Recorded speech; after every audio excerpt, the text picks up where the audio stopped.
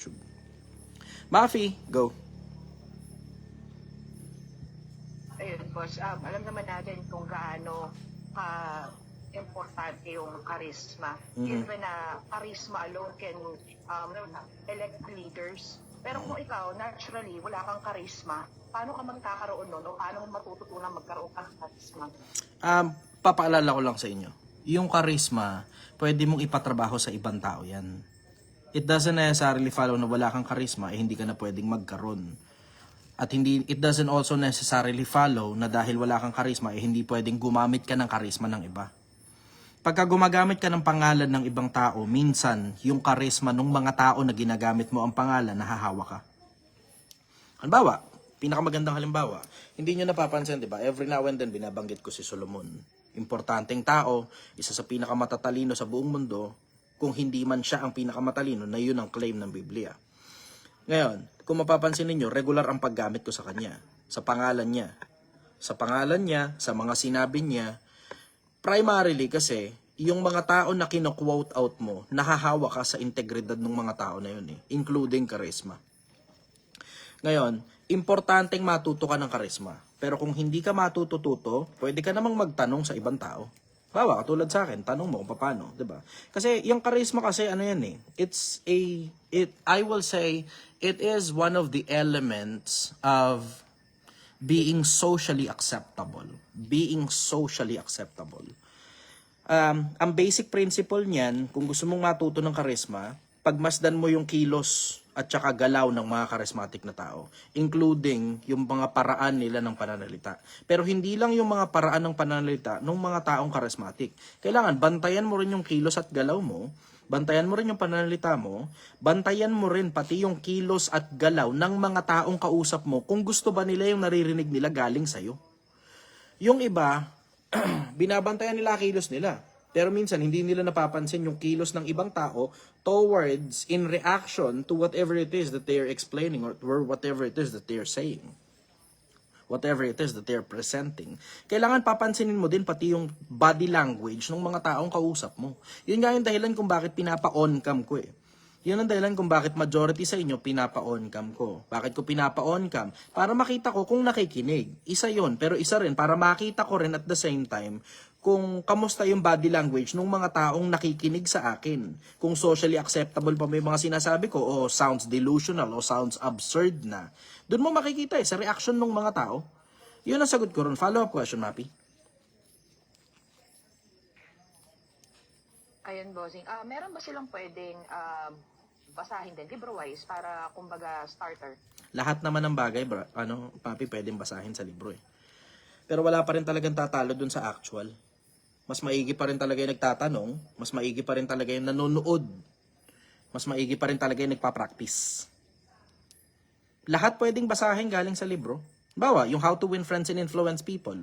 Diba? Meron yung isang religion na nabuo dahil sa dahil sa libro na yun Yung kay Charles Manson, How to Win Friends and Influence People. Di mo alam yun, no?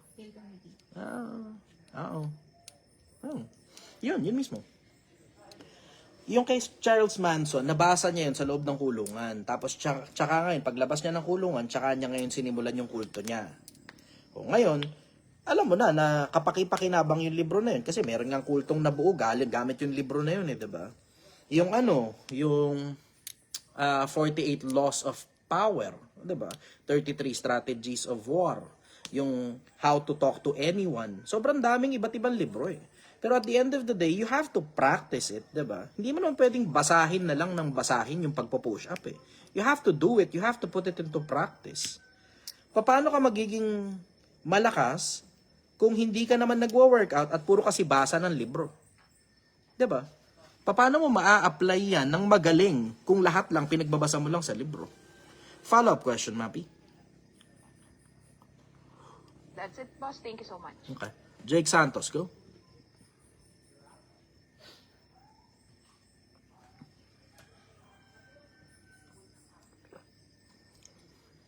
Evening, kuya.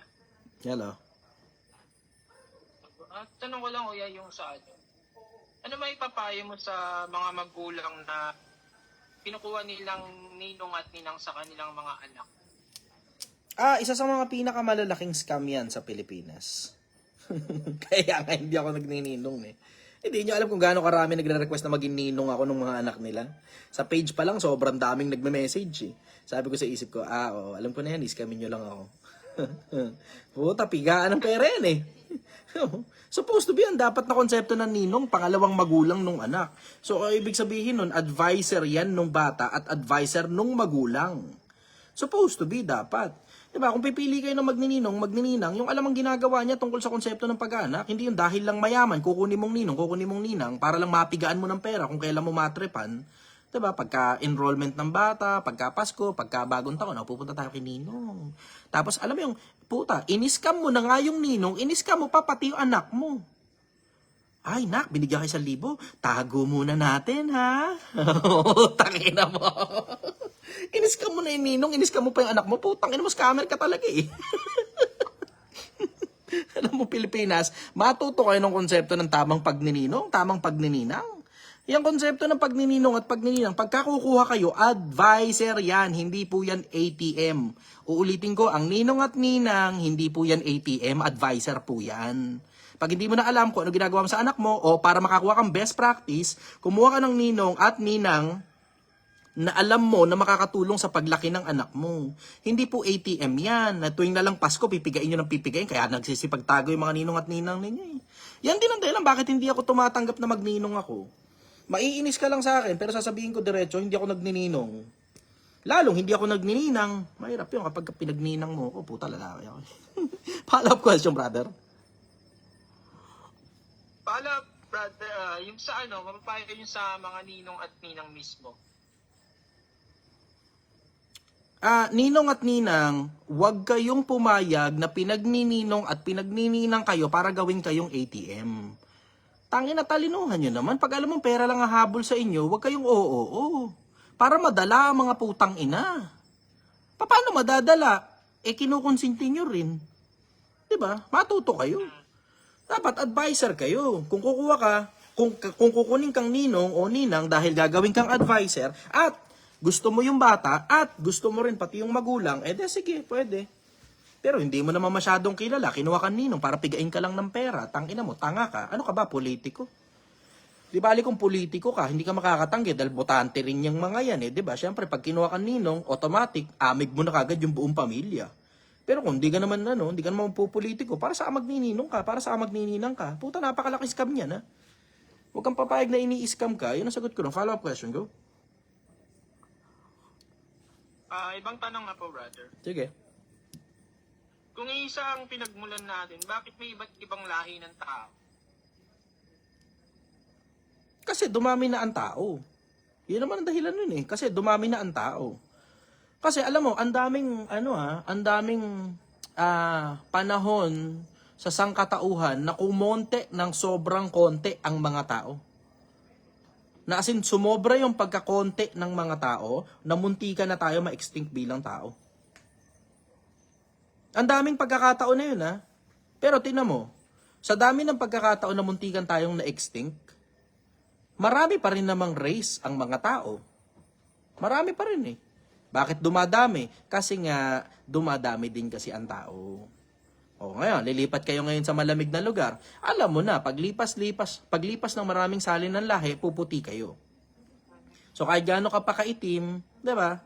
Kahit neg-neg ka pa, diba?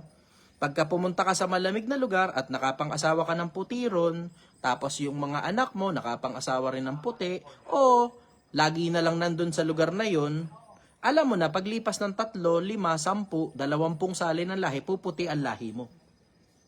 Yun ang dahilan ba't nagkakaroon ng iba't ibang sali iba't ibang lahi. Kasi nga, merong iba't ibang lugar, tapos iba't ibang pagkain din na nakakapag-cause ng iba't ibang itsura. Follow-up question, brother. Okay na, brother. Salamat po. Coach Ras, hello. Andito po ang Coach Ras. Coach Ras Huson, good evening. Lumabas na ako, kumain ng ice cream. Yes. Kamusta ang ice cream? Ayos na. Ayos. Magandang gabi sa inyong lahat and nakakatuwa, daming nakataas ng kamay. Aha. Mga questions. Gusto mo bang paunlakan kami ng konting pagsagot?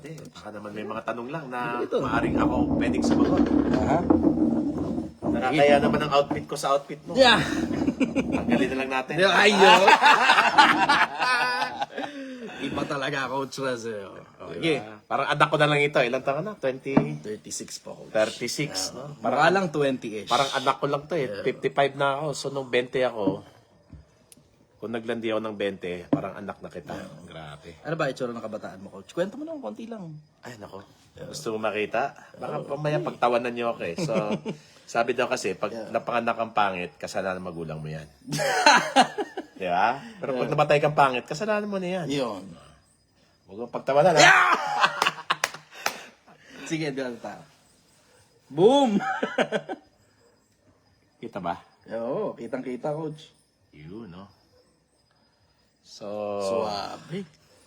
tapos nung early adult ko, ayan. Yan. Right? Pero syempre, May forma-forma na. nagbago na tayo. Ayan. Yun talaga yun. So, eto, 2019, ano na ngayon? 2026. So, mga almost 10 years na by 2029. So, maintain pa rin natin. Maintain. Yun. Iba talaga, So, Coach. bodybuilding na. Baka may tanong dyan. Sagot tayo. Pwede nating sagutin. Yung So, mga naka-raise hand, Coach. Yan. Diego. Sige. Diego, magandang gabi. Maraming salamat sa pag-raise ng hand mo. Diego ba? Ito, Leonard. Yan, Leonard. Leonard, good evening. Baka may tanong ka sa akin. Yun. Evening, Coach. Good evening. Etibak pala ito. Apo. Ano po ba ang difference ng mistake and failure? Ay, ang ganda niyan. No? Yung mistake, hindi natin maiiwasan yan. Araw-araw, marami tayong pwedeng maling sabihin, maling gawin, maling pag-iisip. Okay lang yan because normal lang yan kasi nga buhay pa tayo. Kailan ka hindi magkakaroon ng mistake kung nasa ilalim ka ng sementeryo? So be okay when you make mistake. Now, yung failure, decision yan eh. Which means, paulit-ulit kang pumalpak at sinabi mo, wala, failure na ako at wala ka nang gagawin sa buhay mo. Katulad na kaibigan natin, di ba? Failure. Nasunog. Bumangon ulit. Ayos. So siguro mali yung nasunog, pero ginawa ng paraan. Ako sasabihin ko lang, no? When the right person will do the wrong thing. Yung tamang tao, ginawa yung maling bagay, lagi nagiging tama. Bakit? Meron tayong tinatawag na radical responsibility. Anong ibig sabihin nun? Pagpalpak yan, aakuin ko yan. Pag successful, aakuin ko yan. So which means, kung palpak man, hahanap ako ng paraan, hindi ako magbe-blame, hindi ko mag-justify, hindi ko mag-excuse, hindi ko bibili lahat ng BULSHIT ko, kung hindi, gagawan ko ng paraan. Right? Pwede kong iyakan, pwede akong magdrama, pero gagawan at gagawan mo ng paraan. When you make a mistake, you do something out of it, and then that becomes success, not failure. But when the wrong person, yung palpak na tao, gagawin yung tama, yung tinuturo niya, tama naman eh. Magiging palpak pa rin. Bakit? The wrong person always blame. And the moment you never let go of your blame, that is failure already.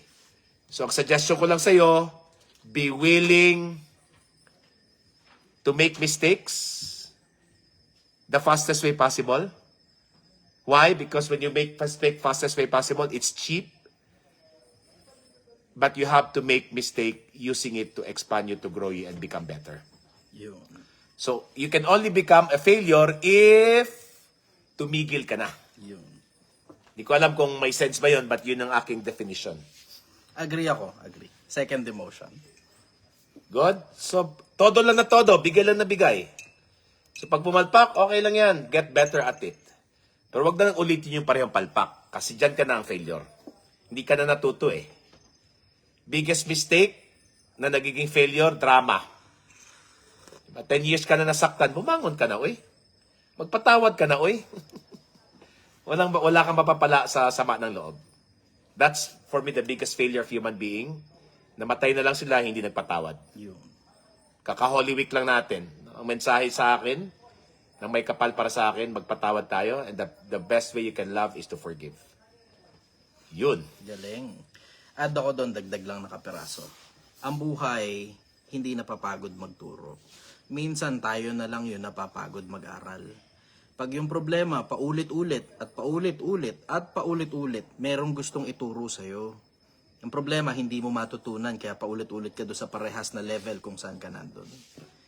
Next, Coach Ras, Jomar. Jomar, magandang gabi. Taga saan si Jomar? Baguio. Baguio. Nako, ang lamig dyan. Kasing lamig dito. Yun. Good evening. Nasa ano po ngayon, nasa Taguig po. Alright, Wala po very ako good. sa Baguio. Go ahead, Taguig, Baguio. Taguig, Jomar. Paano po kung magkasalungat kayo ng partner mo sa pagdidisiplina sa mga anak niyo? Yun, gandang tanong yan, no? Unang-una, tanong mo muna sa iyong sarili, yun bang aking pagdisiplina effective ba or ineffective? Para sa akin kasi, walang mali, walang tama. Ang tanong lang, epektibo or hindi epektibo? Sa pag-usapan ninyo. Kasi ganito po yun. Ang lumalabas po kasi ngayon, ang mga kabataan, ayaw na, bawal ang paluin, bawal ang pagsabihan. Kasi sabi nila, mas matatalino na daw kesa yung kabataan ngayon, kaysa noon eh. O, pag pinalo mo, magiging masama ka pa. Tapos, kasi ako nag-aaral yan. Matalino yan eh. Dapat hindi mo na din utos-utusan, ganyan, keso ganyan, ganon. Eh ngayon, lalo tumitigas ang ulo. Alright. O, ngayon, tinatalinuhan nga. Pero yung time na yon, Balik ko lang sa'yo magulang. Sino ba nagpalaki niyan? alam po. Because ito lang ang katotohanan sa bata. Between 0 to 7 years old, you only have 7 years to train up a child in the way they should go. So that when they grow old, they will not depart for it. So which means, between 0 to 7 years old, paano mo sila pinalaki? Ang problema natin ngayon kasi, kung paano natin pinalaki yung mga anak natin, baka ganun din ang pagpalaki sa atin ng mga magulang natin, at ganun din ang pagpalaki ng mga lola't lola natin, na iba yung panahon o iba yung panahon ngayon. So which means, kung matalino yung mga anak natin ngayon, kasi nga, exposed na sila sa totoong mundo. Sa panahon ko, walang internet, encyclopedia. So which means yung aking way of parenting my children is coming from encyclopedia na na-print noong 1960, 1950, na masyado nang outdated. So siguro kaya tayo mas matalino yung anak natin kasi mas marami silang information na nakikita nila online. At tayo ba bilang magulang, tayo bang example ng mga anak natin? The reason why mga anak natin nag-misbehave because monkey do, monkey see. What does it mean? Pag sinabi mo, wag ka mag-cellphone ng buong araw, nagsa-cellphone yung buong araw kasi ikaw buong araw nagsa-cellphone. So which means, tignan natin yung ating behavior. Because at the end of the day, they will never follow what you say. They will follow what you do. So which means, mag-usap kayo ng asawa mo, ano ba yung mga behavior na ayaw natin nakikita sa ating anak at doon natin ipakita na hindi natin gagawin and automatic susunod yan. Ayun lang po, okay na po. Thank you po. Si Mrs. nakatingin, no? Good evening po. Ah. Last one, matutulog na si Coach Ras. Ilocos Norte, Jeff Santos, na Imbag na Rabii. Nawala. Good evening po, sir. Good evening. Sir Chi, good evening din po. Good evening, sir, brother. Dito, tanong ko lang po, kasi may certain point po na, yung, kumbaga, di ba may pupasok po na thoughts sa isipan natin, 7,000 thoughts. So, ang tanong ko po dun, yung parang dumating pa sa point nyo na parang nakikipag-debate na kayo sa sarili nyo. Parati yan. Mga healthy po ba yung mga ganun? Sobrang healthy ang pagdebate sa thoughts mo kasi ibig sabihin nag-iisip ka. The reason why we are in trouble in our life and all our problems is coming that we are not thinking, we're reacting. Ano pinagkaiba ng reaction sa thinking? Yung reaction, kumilos ka nang hindi ka nag-iisip. Ano example nito? Nagalit ka na ba? Tapos nung nagalit ka, may ginawa kang hindi maganda, nasaktan ng mga mahal mo sa bahay, pati ikaw nasaktan. True or true? True, sir. Now, ang tanong, ginusto mo bang magalit? Hindi po, sir. Pinlano bang magalit? Hindi rin po, sir. Ba't ka nagalit? Kasi hindi ka nag-isip sa pinag-iisipan mo. So yung sinasabi mong debate, okay, galit ako, pero pag nagmura ako, gaganda ba ito or hindi? Okay, yan yung debating maganda. So napakaganda niyan. Ang tanong lang ngayon, baka yung debate mo, nako, galit ako, dapat lang magalit ako. Yan yung pangit na debate. So ngayon, paano natin maiwasan yan? Kailangan i-train natin yung ating nervous system. Na i-train natin maging relax system. Anong ibig sabihin? Pag merong kaguluhan, hindi ka automatic, kikilos, sisigaw, at manervyos, hinga lang ng malalim, and then ask yourself, ano bang gusto ko out of this anger? Kasi kung gusto ko makipag-away, di ituloy ko yung galit ko. Pero kung gusto ko ng peace of mind, alright, atras mo na ako, at kung mahal mo sa buhay, patawarin mo na lang kaagad. As long as walang ginawang illegal, immoral, nakakamatay, okay lang yan. Problema kasi sa atin, lalo sa mag-asawa, ang away, toothpaste. Mali ang pisil. Can you imagine, naghiwalay na sa toothpaste? Diba? So, yun yung gusto natin. So, ang most important part is kailangan mong i-train more than the body, more than the heart. Kailangan mo i-train yung mind mo na ma-monitor mo yung iniisip mo. Kasi pag na-monitor mo yung iniisip mo, alam mo kung paakyat ba ang buhay pababa. Which means the moment you feel negative thoughts, alright, pause. Hinga ng malalim. Sige, okay, hindi ito nakakatulong. Punta ka doon sa anong pwede kong gawin para gumanda ito.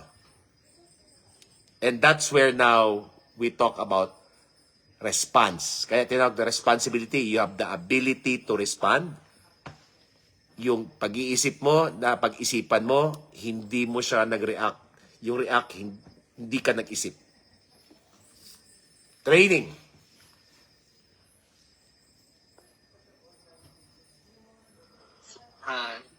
Sir Chi, ano ko lang po Hmm. hingi ko lang po talaga ng permission. Talaga Sige. ipapangalan ko po sa inyo yung sanggol. Hindi ako makasagot dyan, brother. May bago kasi siyang anak, coach. Nakita ko kanina, meron siya sinend na picture, yung pangalan ng anak niya, Chichester M. Santos. Bakit hindi? Hindi ako makakasagot dyan, self-serving, brother. Ikaw nang bahalang mag-desisyon. Salamat po. Tatanggapin ko na po yun. Wala akong sinabi. Wala naman siya magagawa eh. Wala akong sinabing oo, wala rin ako sinabing hindi. Coach, last ako isa. Sige po, last one. Pampanga. B from Pampanga. Yeah. Mekene. Magandang gabi, B. Hi, Coach. Hi, good evening. Thank you. Hi, Sir Chi. Hello, good Sa evening. yung question ko, sir, how do you deal with attachment while still loving deeply? How? How do I deal? Hindi ko rin narinig eh. Ulit. How do you deal with attachment po Attachment. while While still loving still loving deeply. Medyo nagpuputol-putol, B. How do you deal with attachment? Tapos, while still loving deeply? Grabe. bigat nun. Bigat, coach. Grabe. Attachment, parang medyo na-confuse ako sa tanong. Can you expound more so I can understand better? Maybe I can coach you better on this.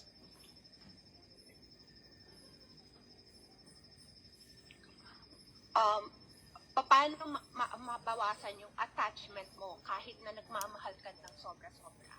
Okay.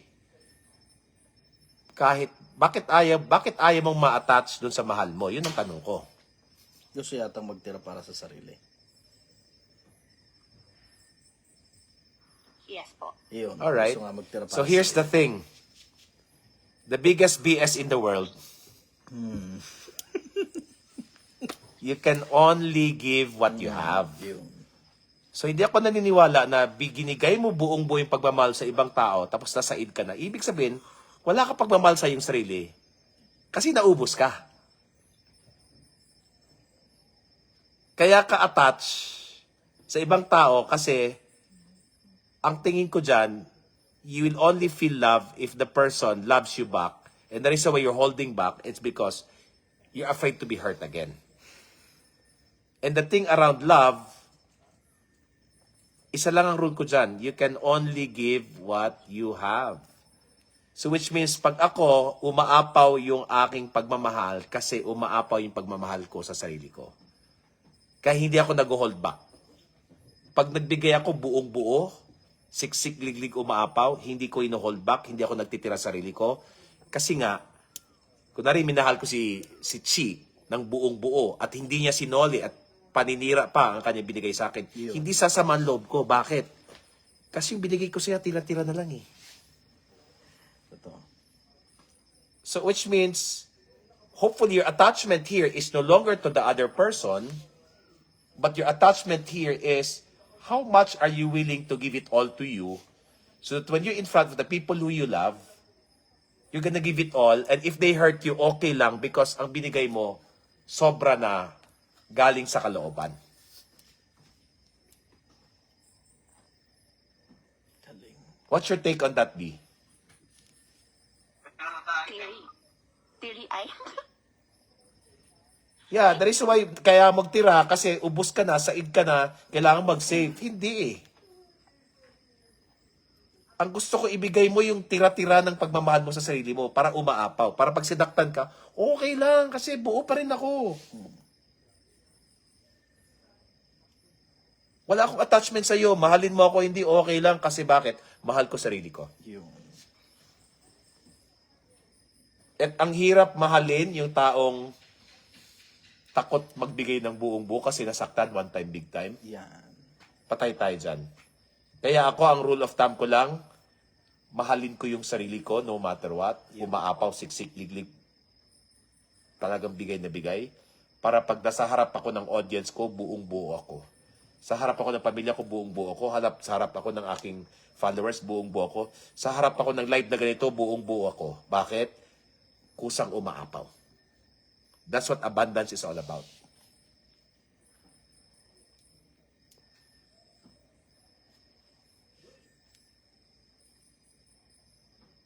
Coach, follow up. Go. So how do you stay grounded when emotions are intense? How do I stay grounded when emotion? Are intense. All right. Physically, you pause. Okay, don't slouch. Body, pause like this. That means I'm grounded. And you take one breath in, 6 seconds. Exhale slowly. And then language. All is well. I'm safe. All right. I'm protected. I am covered. Thank you, Lord. Thank you, Lord. Thank you, Lord. And then, give me a smile. How does that sound like? When the world is so chaotic, you push back, stand up straight, spine up, inhale through the nose, exhale out of your mouth, and in your mind, repeat it again, all is well. I'm protected. I'm guided. I'm grateful. I'm excited. If you believe in God, surprise me, God. Surprise me. I trust you. How does that feel like?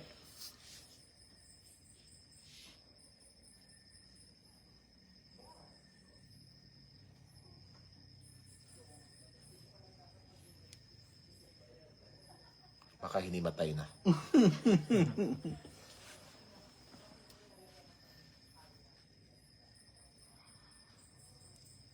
Such a relief, Coach. Thank you so much. Yeah. You're welcome. Thank you so much. One last, baka ito si Razel from QZ. Good evening, Coach Raz. Good evening. Thank you po sa opportunity na makapagtanong. Bali, ang tanong ko po, ano po yung advice or mensahe po ninyo sa mga tao na gustong maging leader na may malasakit at impact sa kanilang team at komunidad? Unang-una, bago mo i-lead yung ibang tao, i-lead mo muna yung sarili mo. Kasi paano ko ma-lead yung ibang tao, ako mismo hindi ka lead. So, which means, leadership is never about position. It's influence. Which means, nai-influensyahan ko ba yung sarili ko na ipagawa sa ibang tao yung gusto kong gawin nila. So that's the first step of leadership. Kasi, pag hindi mo nalilid yung sarili mo, huwag ka na mag-ambisyon ng lead ng ibang tao. Mahihirapan ka lang, magre-resist lang yung tao. So that's the first step. Okay? Lead yourself. How do we know that you're leading yourself? Number one, you're able to create a healthy body for yourself. Parang how will people follow you kung ikaw mismo, sa itsura mo pa lang, parang hindi ka follow-follow. Kaya kailangan mag-ayos tayo. Number two, not only your body, your heart. Ramdam ka ba ng tao pag nagko-communicate? Which means the emotion speaks if you really care about people, and the emotion must speak up. But number three, most important part, your mind here based on what? Language. Marami ba kong alam? Kasi pag wala kang alam, patay tayo dyan. Right? Not only language. Number two, you also have a certain level of, I should say, capacity to lead them, to mentor them to where they want to be. So which means, magaling ka ba magbigay ng instruction? So again, leadership is about responsibility of number one, you becoming what? Their inspiration of the life that they want. Because if you're not the inspiration of the life that you want, kahit bayaran mo yan, walang susunod sa'yo. Number two, do you have all the information para madala mo sila sa gusto mong papuntahan? Kasi kung wala ka information, useless yan. Number three, magaling ka ba mag-instruct? Anong ibig sabihin? Marunong ka ba magsabi, okay, turn right, turn left, and inaaral po yan, skills po yan. But number four, all of these are used not unless wala kang relationship.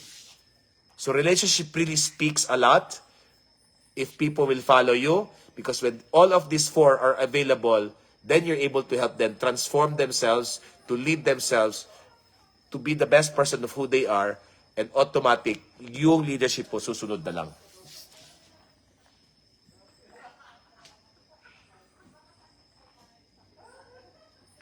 Thank you, Coach. You're welcome. Alright? So matutulog ng lolo ninyo. Alright? So just in case lang ngayong Sunday, pwede bang mag-imbita? Ngayong Sunday may regalo ako. Sa mga couple na gustong maintindihan, bakit hindi ko naiintindihan yung sarili ko, ba't hindi ko naiintindihan ang asawa ko, at gusto mong maganda ang samahan nyo na masyadong malalim at masaya. Okay, may regalo po ako. Again, 1,500 per head, 3,000 per couple. Ang babayaran lang po, kuryente, tubig, venue, notebook, yung seminar po, libre na po. No, once a year lang po ito. Tayo naman muna, UPBGC, only good for 150 couples. As of now, may 80 couples na po tayo. So, konti na lang, Kembot, ubus na yun. So, again, we want to support you with that. Awakening, April 25, 1499. Meron nang pag-awakening sa community mo. Maraming salamat. Magising ka sa totoong katotohanan. Because etong sinasabi ni Chichester dito is just head knowledge, pero kailangan mo ma-experience yung sinasabi niya sa isang komunidad. Nagtutulungan tayo iangat the way we think, iangat the way we feel, para kikilos tayo na buong buo yung puso. Kasi it's actually an emotional reset experience for one whole day sa halagang 1499. Best ever investment for your life. So, at saka, follow niyo rin ako, Transformational Coach Ras.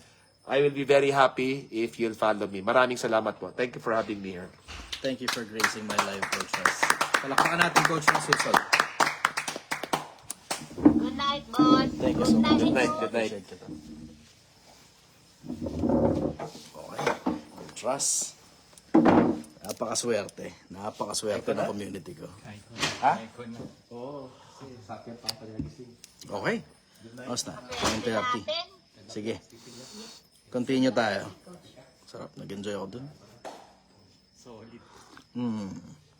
Coach Ras. Napakasarap ng buhay. Okay, sige. Jan, Dasma, go. Magagabi. Good evening, brother. Brother, lang, saan ba dapat matuto? Sa pagkakamali ng sarili or sa pagkakamali ng ibang tao? Parehas. Pag hindi ka natututo sa sarili mong pagkakamali, di ang ibig sabihin yan, dunong-dunungan ka. Isa pa, ang ibig sabihin yan, hindi ka nagle-level up. You're making the same mistake as you are doing on the previous mistake that you've done in the past. So, if you consider it, yan yung sinasabi ko kanina na ang buhay hindi napapagod sa pagtuturo. Minsan tayo na lang yung napapagod sa pag-aaral. Ang problema natin sa mas madalas na pagkakataon kaysa hindi, minsan hindi natin napapansin yung sarili nating mga pagkakamali. Ang nangyayari, nagpapaulit-ulit. Pag ang pagkakamali natin nagpapaulit-ulit, ang ibig sabihin yan, merong gustong ituro sa atin ang buhay. Hindi natin matutuntutunan, kaya nagpapaulit-ulit yung parehas na problema. Pinakamagandang halimbawa dyan sa mga OFW. Mula nung umpisang umalis, nakasampung taon na, pabalik-balik sa abroad, hindi pa rin madala-dala, hindi pa rin makaipon-ipon. Bakit hindi makaipon? Kasi hindi nila mapaghiwalay yung mga kadugo at saka yung mga kapamilya. Akala nila pagkakadugo, automatic kapamilya na kagad. Hindi po ganun.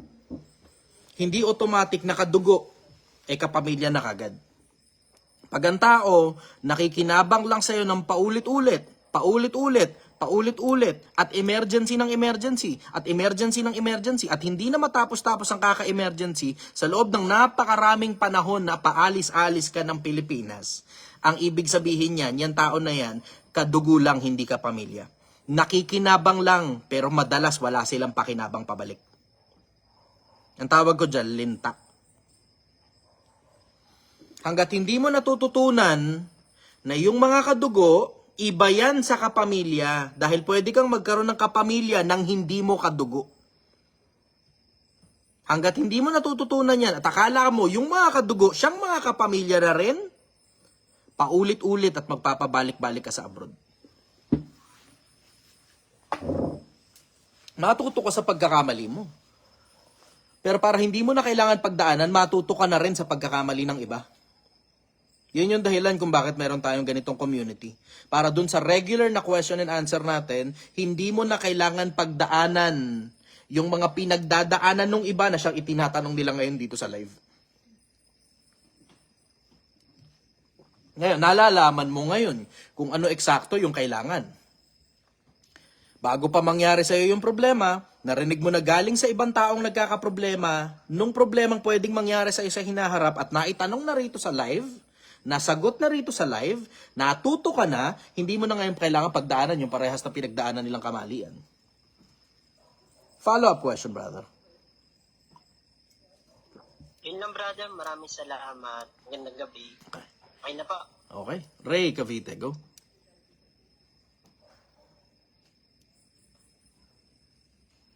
Good evening po sa lahat. Good evening. Simple lang po ata yung question ko, pero ito yung para sa last. How do you deal with burnout po? Sa mas madalas na pagkakataon kaysa hindi, ang burnout nang gagaling dun sa kung ano man yung ginagawa mo na hindi mo gusto. Pag nasobrahan ka sa ginagawa mo na hindi mo gusto, dyan bumibitaw yung burnout. Kaya kung di nyo napapansin, tinan mo, kanina lang, kahapon, nasa Baguio ako. Tapos, same day, 2 oras lang ang lumipas, takbo ko ngayon ng 100 Islands. Tapos, kinabukasan, 4 na oras lang ang tulog. Nasa Pampanga naman ako. Tapos, lipas lang ang ilang oras, ngayon nasa Quezon naman ako. Pansin mo, hindi ako nababurnout. Bakit hindi ako nababurnout? Kasi gusto ko yung ginagawa ko. Nag-e-enjoy ako sa pakikipag-uusap at pagtuturo sa napakaraming tao, lalong-lalo na dun sa mga nagtatanong sa akin. Nag-e-enjoy ako sa ginagawa ko na nakakatulong ako sa sobrang daming tao nang hindi ako nagpapabayad. And that is a personal preference. Dito ako nag-e-enjoy, masaya ako sa ganito. Masaya ako na nakikitang umuusad yung buhay ng kapwa-tao ko nang hindi na nila ako kailangan bigyan ng kahit na anong kapalit. Dito ako nag-e-enjoy. Kaya hindi ako nababurnout. Pero kung hindi mo gusto yung ganitong klase ng pamumuhay, mababurnout ka. Nakakapagod ito. As in, physically, emotionally, intellectually draining kung hindi mo gusto tong ginagawa ko. Kasi isipin mo, 'di ba? Kailangan sumagot ka sa mga importanteng tao. Tinatanong ka ng mga importanteng tao, kailangan sumagot ka intellectually. Isipin mo kung gaano kahirap kausap ang mga importanteng tao. Hindi nag-entertain ng bobo. Bawal bobo pag importanteng tao kausap mo. Tanungin ka pa kaya ng importanteng tao. Magtatanong ba yan sa'yo kung bobo ka? Yun nga lang kausapin, napakahirap na eh. Yun pa kayang tanungin ka ng intellectual na tao. So alam mo, hindi pa pwedeng dito sa ginagawa ko, hindi pwedeng tatanga-tanga ka rito, bobo-bobo ka rito. Hindi pwede. So alam mo, high stakes at saka high stress level ito. Na mga puro importanteng tao yung kinakausap mo mayat maya. Puro mga mayayaman yung mga kausap mo mayat-maya. Puro mga degree holder yung kausap mo mayat-maya. Puro lisensyadong mga tao yung kausap mo mayat-maya. Puro mga taong napakaraming followers ang kausap mo mayat-maya. Gusto mo tong gantong klaseng buhay? Nakadepende na lang kung matitripan mo tong buhay na meron ako ngayon. Pero isipin mo, sino ba ako? Wala, tindero lang naman ng sinigang. O ikaw ngayon, kunyari, tindero ka sa kalsada. Gusto mo tong gantong klaseng buhay? Malibang magustuhan mo yung buhay na meron ka, palagi at palagi kang mababurnout. Ngayon tanong, paano makakaiwas sa pagka-burnout? Pagka empleyado ka, dapat you have to have that mindset na hindi ka magiging masaya bilang empleyado. At hindi ka naman nandyan sa trabaho na yan para sumaya. Dahil hindi ginawa yung trabaho na yan para sumaya ka. Ginawa yung trabaho na yan para kumita ka ng pera. Dahil merong nasa ibabaw mo, ang tawag mo, boss. Yung boss mo, hindi niya rin gustong gawin yan, kaya nga binayaran ka. Kaya nga binayaran ka. Kasi nga hindi niya rin gusto yan eh. Kung gusto niya yan, di siya nagagawa niyan. Oo. Di ba? Kaya ka binabayaran kasi hindi niya gusto yan. Ngayon, ipapagawa sa'yo. Ikaw ba matutuwa sa bagay na yung mismong boss mo nga na nagbabayad, hindi niya gusto? Oo. So alam mo, mababurnout ka talaga. Paano kang hindi mababurnout? Have that mindset na nandyan ka para kumita ng pera. Para saan? Para masaya ka. Yung pera galing sa trabahong hindi mo gusto. Yun ngayon yung gagasusin mo kung saan ka maligaya. Whether it be art, o singing, o dancing, o business, o yung anak mo, masaya ka sa anak mo, gasusan mo. Masaya ka sa asawa mo, gastusan mo, pagandahin mo asawa mo. Masaya ka sa motor mo, gastusan mo yung motor mo. Pero, syempre, kailangan mo ring maintindihan, dapat nag-iipon ka din. Bakit? Kasi pag hindi ka nag-iipon at hindi mo nakikita yung produkto ng pinaghirapan mo, lagi at lagi kang mababurnout. Bakit? Hindi mo nakikita kung saan napupunta yung pinaghihirapan mo eh. O, gumagawa ka ngayon ng pera galing sa trabahong hindi mo gusto. Tapos yung pera, hindi mo alam kung saan napupunta. Tapos gagawa ka ulit ng trabaho. Tapos gagawa ka ulit ng pera. Tapos hindi mo na naman alam kung saan mapupunta. Tapos magtatrabaho ka ulit. Tapos hindi mo na naman alam kung saan mapupunta yung pera. So ano nangyayari? Nagtatrabaho ka ng nagtatrabaho nang nakikita mo yung hirap. Nang nakikita mo yung nakaka-burnout. Pero hindi mo nakikita yung resulta kung bakit ka ba nagtatrabaho. Alam mo na, mababurnout ka talaga. O ngayon, tignan mo ngayon, pagka nakakaipon ka at tumungtong ng 100,000 yung ipon mo, kahit ordinaryong taong bayan na empleyado ka lang, mapapansin mo sa sarili mo, ginaganahan kang magtrabaho. Bakit ka ginaganahan? Kasi nakikita mo yung produkto ng pinaghihirapan mo. 'Di ba? Sa ganun ka makakaiwas sa burnout. No, ngayon, nakakaipon ka, pero nababurnout ka pa rin. Ang ibig sabihin niyan, kailangan mo muna sumaglit. Pahinga ka muna. Bakasyon ka muna kung kailangan. Kailangan mo lang munang ma-refresh. Kailangan mo lang munang matanggal sa isip mo yung mga kuyumag na nakuha mo dun sa pagtatrabaho ng trabahong hindi mo gusto. Makakalimutan mo muna kahit minsan yung pagmumukha ng putang inang boss mo. Minsan-minsan lang naman. Mag-day off ka. Patagalin mo pa kung gusto mo. Kung gusto mo, isabay mo na rin pati yung holiday. Minsan alam mo may punto rin to si Kuya Ren. Sabi niya, Mahal na araw. Mahabang bakasyon. Alam mo masarap dyan? Sabihin mo, 2 araw na absent. 2 araw lang naman. Gagong Kuya Renan. Ako, para di ka matanggal sa trabaho, gamitin mo yung day, yung ano mo, yung vacation leave mo, VL. Yun ang gamitin mo, VL. Alam mo, you have to be strategic. Huwag kang gamit ng BL mo. Huwag kang gamit ng BL doon lang sa mga panahon na alam mo talagang kakailanganin mo talagang gamitin yan. You have to be strategic. Plan ahead of time. Plan ahead of time. Kung kailan mo gagamitin yung VL mo. Pinakamalupit niyan yung haba ng holiday. Tabi mo ngayon 3 BL. Tapos sabayan mo pa ng day off 2 araw. Pang! Tangina. Pag hindi pa ba naman natanggal yung pagka-burnout mo, ewan ko na lang. Follow-up question, go. Ano po? Nagngingitian tong mga nasa harap ko, hindi naman sila yung kausap ko. Sige na, kausapin ko na rin kayo. Okay ka nga muna rito, ganda. Yung aking si ganda, narito eh. Ayun. Yung ibang mga empleyado ko sa Project 1, paminsan-minsan sinasama ko rin. Yung ibang mga empleyado ko. Ayun. Anong gusto mo sabihin sa kanila, ganda? Sarap makinig dito sa tabi. Sa gilid siya eh. Yeah. Sige, go. Paano naman po yung magkaroon ng laser focus na pag-iisip? Kailangan mo ng kung ano mang resulta yung gusto mong makuha. Kasi doon ka lang magkakaroon ng sobrang tinding focus. Kailangan mo ng resulta. Ano ba eksakto yung resulta na gusto mong makuha? Kasi hindi ka makakakuha ng laser focus kasi may focal point yan eh. 'Di ba? May focal point yan. Saan ba tumatama laser? 'Di ba? Kung saan tumatama yung laser, edi doon ngayon yung kailangan mong marating. Kung ano yung resulta na gusto mong makuha. Ba't pa ako gumaganon? Lahat naman kayo nagaganon na naman. Yan ang sinasabi ko sa inyo. Yan ang dahilan kung bakit na-out of focus kayo. Ganun kayo ng ganun eh. Kaya kayo na-out of focus eh. Walang ganun ng ganun. Minsan-minsan lang yan. Out of focus ka tuloy ngayon. Di na mo, kalokohan mo. Diba?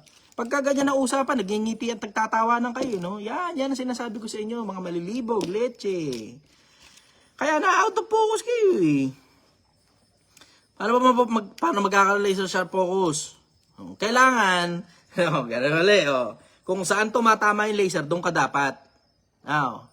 Laser mo, pawardi-wardi, kung saan-saan pumupunta, di ba? Hindi magkaintindihan. Ano ba talaga gusto mong marating? Gusto mo mag-ipon para makabili ng bagong motor, pero bumili kang bagong sopa. Ano ba? Gusto mong bumili ng bagong motor, pero bumili kang bagong sandok. Ano ba? May sandok ka pa naman. Bili kang bagong motor, pero bumili ka rin bagong kutsilyo. Puta ka na, para saan yung bagong kutsilyo mo? Marami ka namang kutsilyo sa CR. sa kusina. Marami ka namang bagong kutsilyo sa kusina. Sobrang dami mong bagong kutsilyo sa kusina, bili ka pa rin ng bagong kutsilyo. Hindi, pang self-defense to eh. Pang self-defense, gano'n ba katalas na pagkakataon kakailangan mo ng kutsilyo para sa self-defense? Diba? Mas kailangan mo yung motor. Motor mo, kailangan mo muna unahin muna i-depensa mo bago yung pang self-defense mo. Diba? Kung ikaw lang naman sa sarili mo, alam mo naman walang makukuha sa iyo eh. Diba? Una muna yung motor bago yung self-defense. Diba? Sinasabi ko sa inyo Pilipinas, matuto kayo. Binabasa ko yung mga comment dito. Tangina. Putangin. Kalokohan nyo talaga, puro kayo ganun eh. Kailangan mo ng focal point. Para magkaroon ka laser focus, kailangan mo focal point. Saan ka ba papunta? Saan ka papunta? Anong resulta ang gusto mong makuha? Yun ang pagpokusan mo. Kung ano yung resulta ang gusto mong makuha, yun ang pagpokusan mo. Hindi ka dapat nakapokus sa distraction. Alisin mo lahat ng distraction. Alam mo, may punto rin to si Rendon eh. Na dumadaan na naman sa newspage ko yung lumang sinasabi ni Rendon dati. Na pag may pangarap ka, dapat laser focus. Sabi niya ganun. Dapat doon, papunta ron. Tapos lahat yan, mga nakapaligid, distractions, iwan yan. Pati pamilya mo, iwan yan. Alam mo, mali lang siya ng words dun eh. Tinawag niyang pati pamilya mo, iwan. It's as if referring to asawa at saka anak pag sinabing pati pamilya mo eh, diba? Mas maigi, pati ka pamilya. Yun pwede. Pag sinabing kapamilya kasi pwedeng tsahin-tsahin mo yan, tsuhin-tsuhin mo yan. Oo, nakiki-istorbo, hingi-hingi lang ng pera, ganun.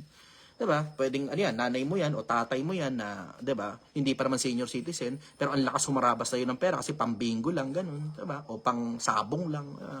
O yan, yung mga yan pwede. Pero yung pag sinabi kasi pag yung pamilya mo iwan yan, it's as if referring to asawa at saka anak eh. 'Di ba?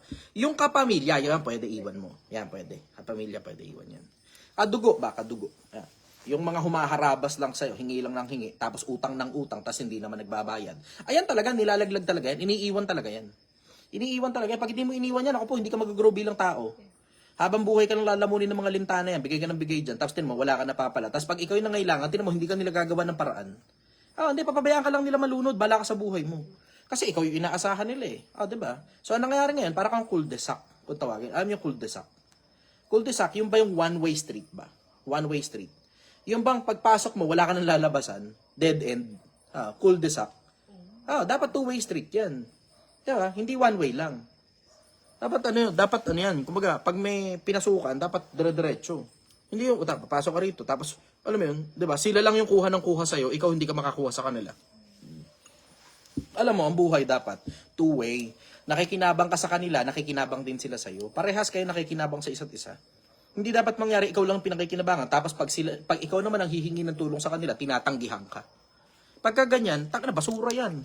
Diretso, ang tawag ko dyan, linta. Linta. Huwag kayo papayag na nilalamon kayo at kinanginangat kayo ng mga linta. Wag, bakit? Mauubos dugo mo. Mauubos dugo mo kapag ka nagpapangat-ngat ka sa mga linta. O alam mo na, tinan mo, kaya ka nilang tulungan ubusin pera mo pero hindi ka nila kayang tulungan kumita ng pera. Karamihan dyan, OFW, tinan nyo, prove me wrong. OFW, hindi nyo pa ba nararanasan yung tuwing may nangangamusta sa'yo, kinakabahan ka? Diba? Parang dinadagukan yung dibdib mo. Lagi na lang tuwing may nangangamusta, imbis matuwa kang may nangangamusta, kinakabahan ka. Iba epekto tuloy sa'yo ng pangangamusta. Tinan mo, nag-yes na sila. Sabi, gagayan. Tomo. T-O-M-O. Tomo. Tamo. Diba? Ang importante, diretso, kung gusto mo mag-relationship focus, alamin mo eksakto kung ano talaga dahilan kung bakit mo ginagawa yon. Ano yung resulta na gusto mong makuha, asan yung destination. Yun. Follow-up question, brother.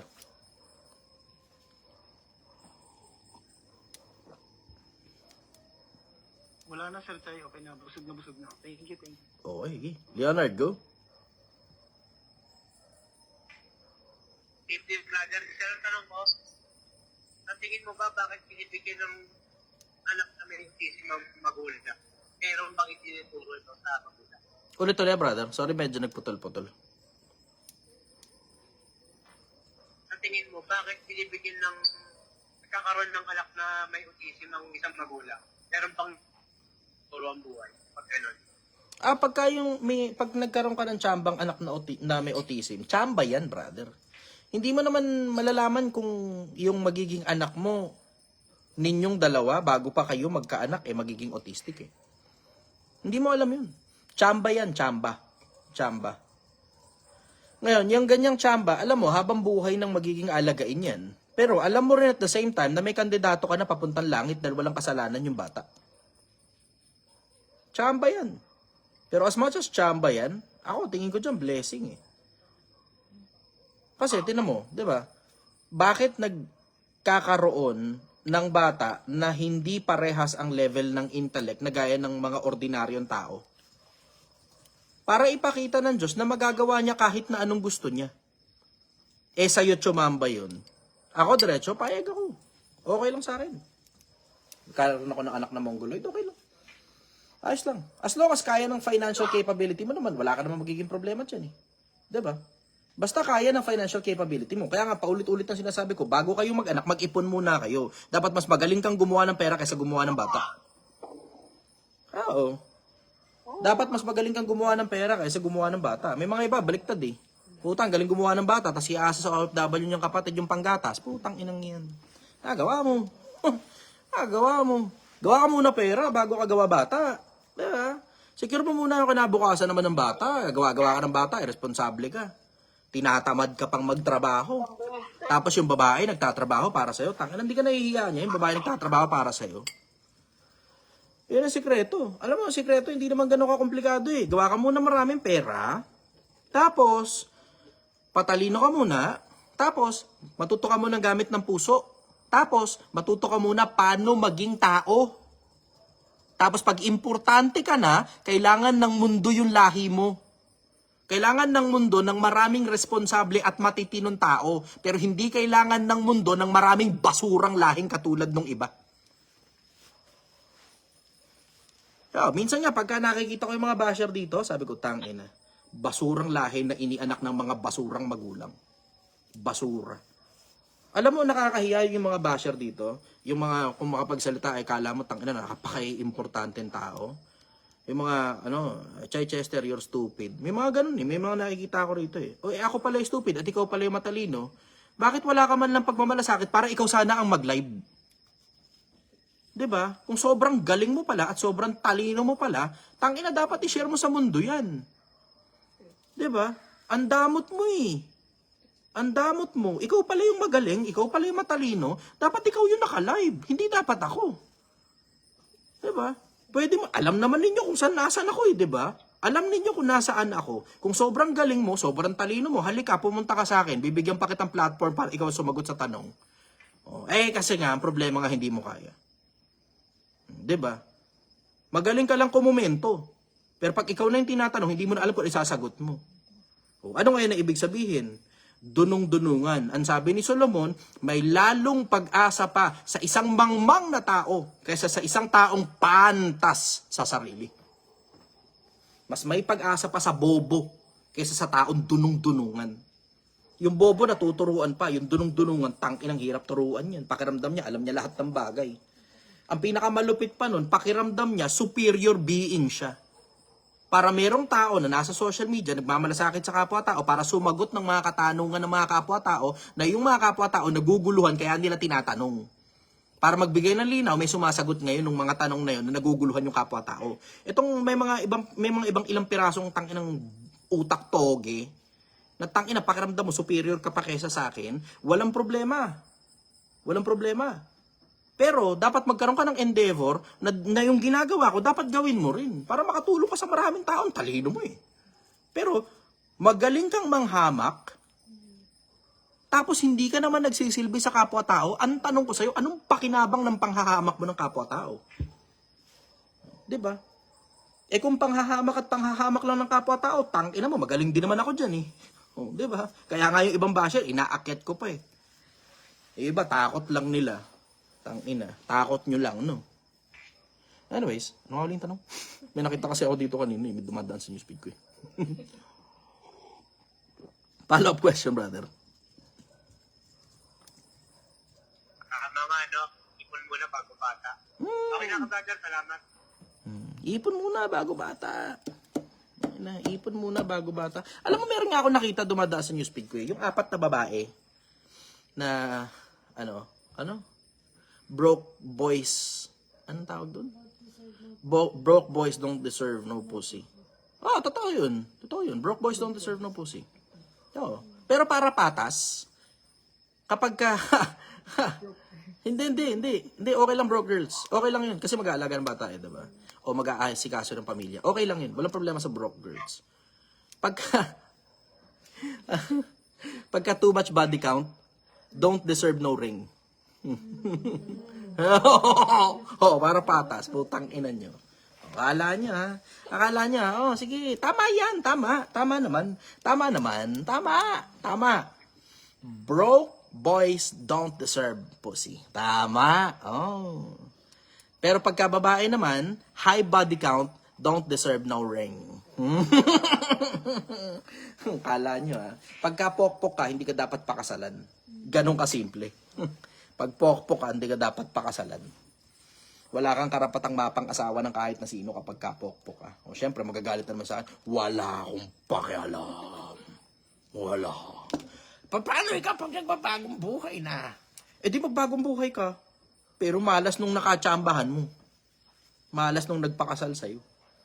Sigurado pag na-broke boys yon, puta, hindi mo titiisin yan. Surefire yan. Ernie, go.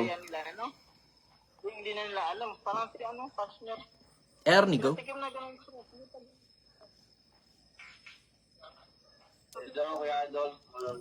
Hello, brother. Anong program kaya, Idol? Yung sa, may zero repulsio at letra by letra daw sa Bible. Ano na ulit? Brother, medyo malabo yung ano mo, audio mo. Yung sa rebulto sa Nazareno. Kasi narinig ko sa atin, zero yung rebulto. Letra by letra daw nakalagay sa Bible. Ano ba talaga ang mga bawal na rebulto? Mga kikinig natin. Pa-mute muna ako, hindi ko maintindihan eh. Sino yun? Dex, Riyadh, OFW. Admin, pakimute muna. Hindi ko maintindihan yung tanong eh.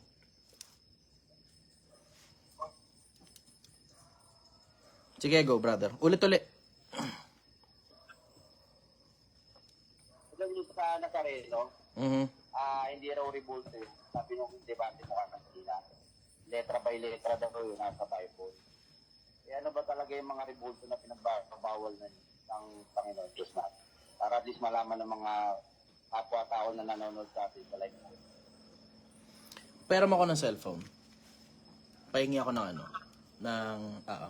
pahingi ako ng, anong tawag dito?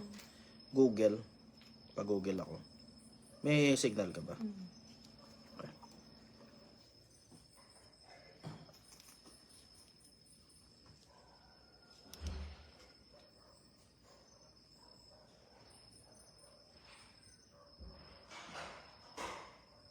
Ito. Ano ba definition ng mga Diyos-Diyosan? Ito, basahin natin.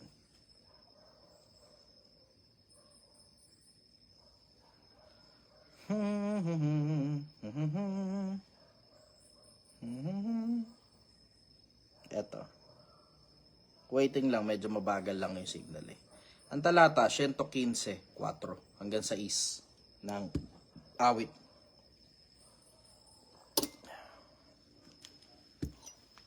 Siento 15, 4 hanggang 6 ng awit. Ito. Medyo mabagal lang ng bahagya. Dito ka na lang sana dumaan sa kabila. Ito, gusto rin ng exposure eh.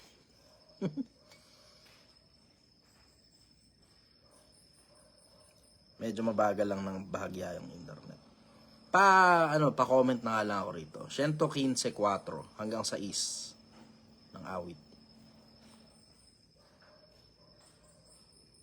Hindi ko pinagpapatalo yung patibati mo kanina.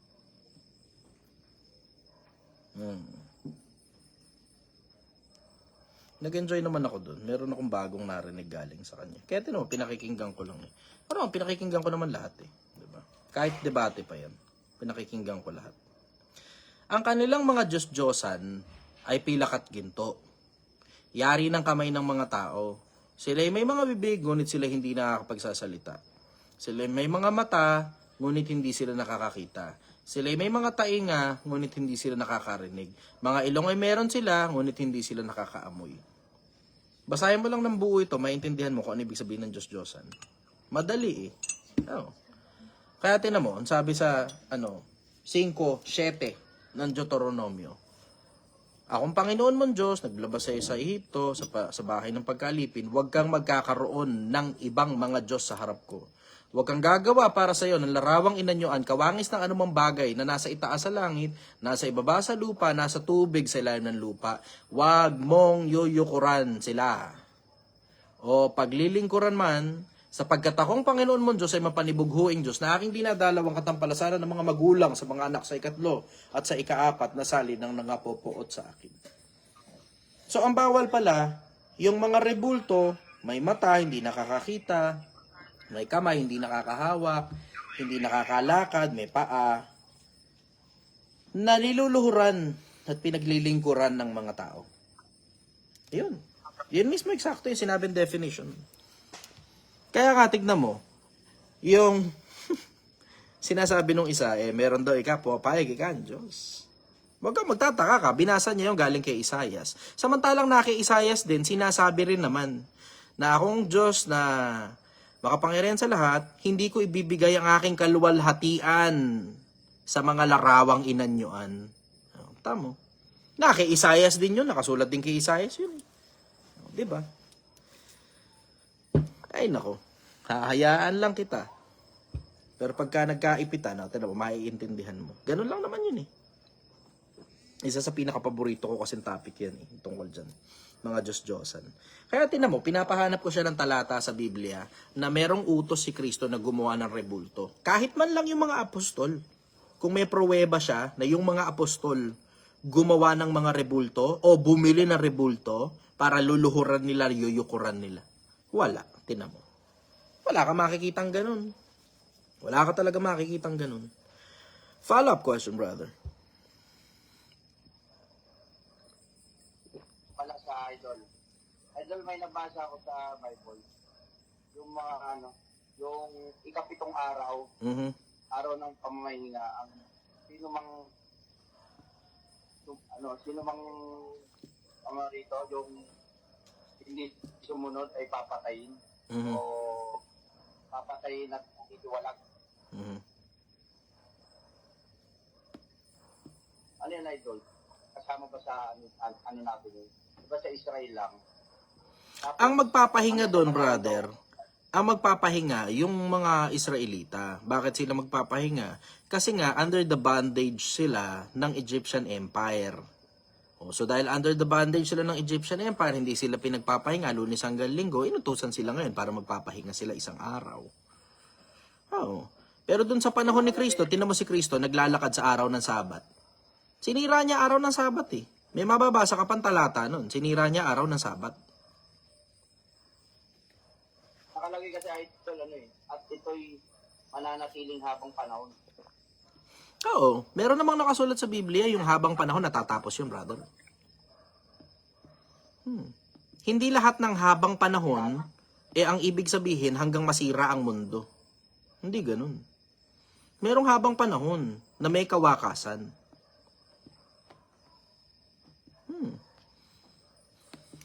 Hindi lahat ng habang panahon, brother, everlasting.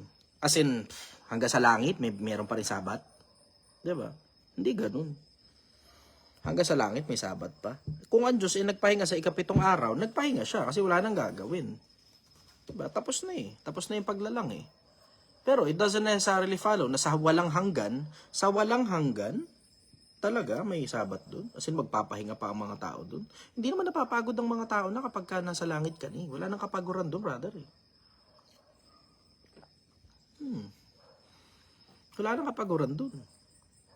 Bakit ba kasi nagsasabat? Kasi nga, nakulong sila sa Ehipto. Tingnan mo yung context niyan. Kailangan mong kunan yung context. Bakit may Sabat? Kasi nga, nakulong sila sa Ehipto. Pero pati ba mga Kristiyano magsasabat? Tingnan mo, si Kristo at saka yung mga alagad, naglalakad sila ng araw ng Sabat. Bawal yun eh. Tingnan mo. Ano ngayon ang paliwanag? Bakit sila naglalakad ng araw ng Sabat? Bawal nga yun. Dapat kang papahinga lang. Diba? Tingnan mo, tulad nito, diba? Ito yung sinasabi ko sa inyo mga basura ng ng mundo eh, diba? Ayun si Soy Soy. You know nothing. Ikaw pala nakakaalam ng everything. Ang tanong ko sa'yo, ba't hindi ikaw mag-live? Ba't hindi ikaw magpatanong sa mga tao? Diba? Ikaw pala nakakaalam ng lahat ng bagay eh. Wala ka man lang pagmamalasakit sa kapwa-tao mo at ang meron ka, pang-iinsulto at panghahamak lang sa nagpipilit makatulong sa kapwa-tao. Yun lang ang meron ka. Basura ng lipunan. Tangina. Naghahatak ka lang pababa. Pero hindi mo kayang humatak pataas. Hanggang dyan ka na lang. Hanggang dyan ka na lang. Sabi niyo, Chester Breast pretended to be nice. Pretended to be nice. Hindi, masama talaga ugali ko. Gusto mo kailangan mo pa bang patunayan na masama ugali ko? Ulit-ulit. Gusto mo pa isa pa? Pangatlong beses. Ano nagpe-pretend to be nice? Hindi nga eh. Alam ng mga tao masama ugali ko. Ulit-ulit pang-4. Gusto mo pa pang-5? Ulit-ulit pang-5. Pretended to be nice ba yan? Mga tao talaga, bobo. Tangina. Yung bunganga ko ba, pretending to be nice? O baka hindi ka lang marunong dumama na masama ang ugali ko? Ulit-ulit pang-6. Sa papang-7. Pretending to be nice. Pretending to be nice.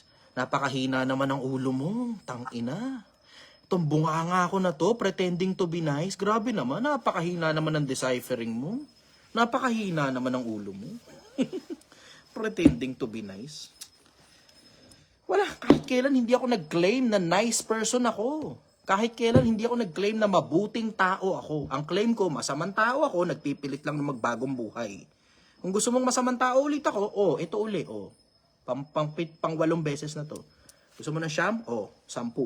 Gago. Tangina. Kailan ako nag-pretend na maging nice? Putang ina, bobo naman ito. Ang tagal ko na sa internet. Hanggang ngayon, akala mo nagpe-pretend pa rin ako na nice person. Tangina talaga. Itong mga singsing ko na to, itong ganitong demeanor ko, itong ganitong bunganga ko. Tangina, bobo talaga. May mga tao talaga, alam, nung magsabog ng kabobohan, tangina, sinalo na itong putang inan to. Tangina talaga. Anyways, follow-up question, brother. Okay na, kuya. May magbabanta pa, tinan mo. I'll shoot you there. Chester, be afraid. Alam niyo naman kung nasan ako. Nasa Dom sa Viewpoint sa Angono, Rizal. Ulitin ko, Dom sa Viewpoint, Angono, Rizal. Say it with me, Philippines. Dom sa Viewpoint sa Angono, Rizal. Andyan ako mula Lunes hanggang Linggo. Mula alas 6 ng gabi hanggang alas 3 ng madaling araw, Lunes hanggang Linggo. May mga pagkakataon nga lang, nachachambahan nyo lang na wala ako dyan. Pero chamba lang yun. Gabi-gabi kayong pumunta dyan, machachambahan nyo rin ako. I want you to shoot me dead. Magdala kayo ng maraming bala, magdala kayo ng maraming baril, at maraming tao kasi pumapalag ako. Ulitin ko, pumapalag ako. Paulit-ulit, ang putang ina mga bobong to.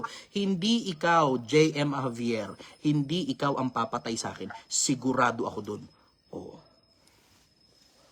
Sa dami-dami nang nagbanta sa akin, ni isa hindi naman tinuloy yan eh. Lahat kayo magagaling sa internet, putang ina nyo. Lahat kayo napakagagaling, napakatatapang sa internet. Sa internet lang ang tapang ng mga putang ina. Habang ako nakalabas sa tunay na buhay, mga bobo.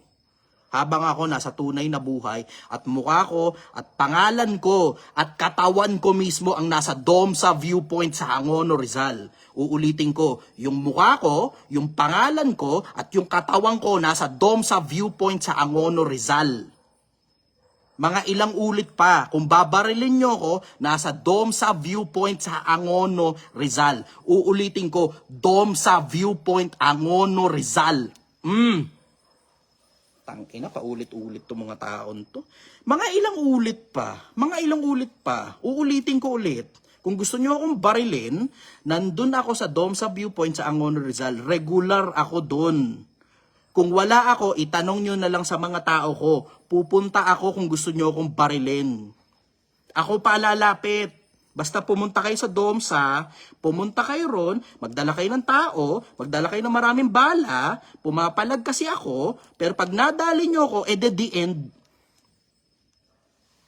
Kung madadali nyo ako. Mahirap niyan pag ikaw yung naunahan. Mga taon to, bobo talaga. Tangina. Tingnan mo, pagkatapos niya magbanta, bigla pang bibira. You don't seem to have any manners. Mukha bang may manners ako na matino? Oo. Bobo talaga, tangina. Magbabanta ka, tapos bigla mo akong bibirahan sa manners. Diba? Magbabanta ka, tapos bigla mo akong bibirahan sa manners.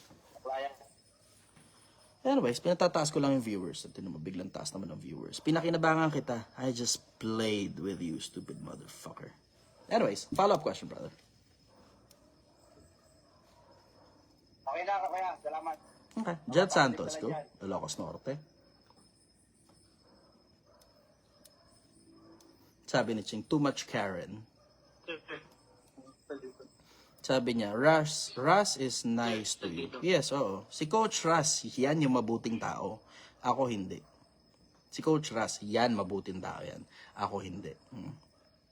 Sige, go.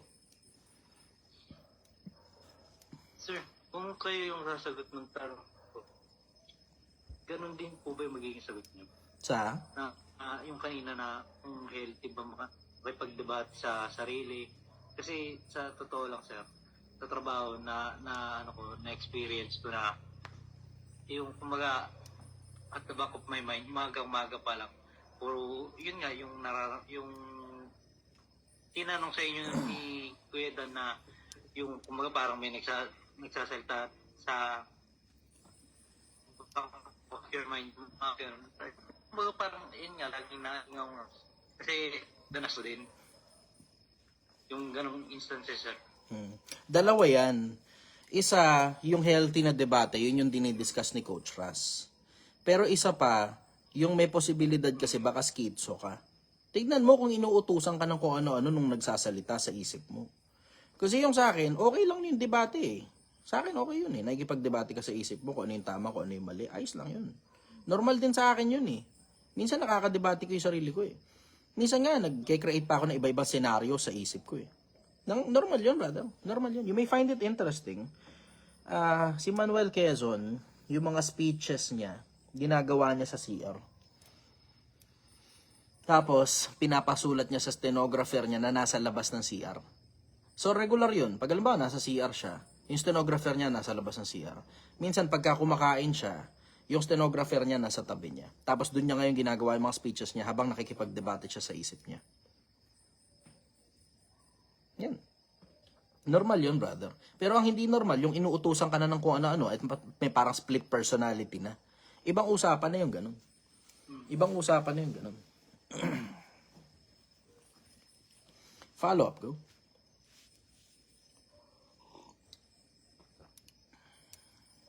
Sir, regarding naman dun sa ano. Sarap paglaro nito. Diba? Commercial. Ginagawa Masarap yung- paglaruan ni JM Javier. Kanina ko pa binabanggit yung mga binabasa yung mga comment ito eh. Ang sarap niyang paglaruan kasi tinan mo, habang binabasa mo yung comment niya, lalo siyang nagko-comment. O di lalo ngayon tumataas yung engagement ko. Ano malupit nun, hindi niya napapansin na pinaglalaroan lang siya. Checkmate. Nakakatuwa. Okay, sige. Follow up, brother.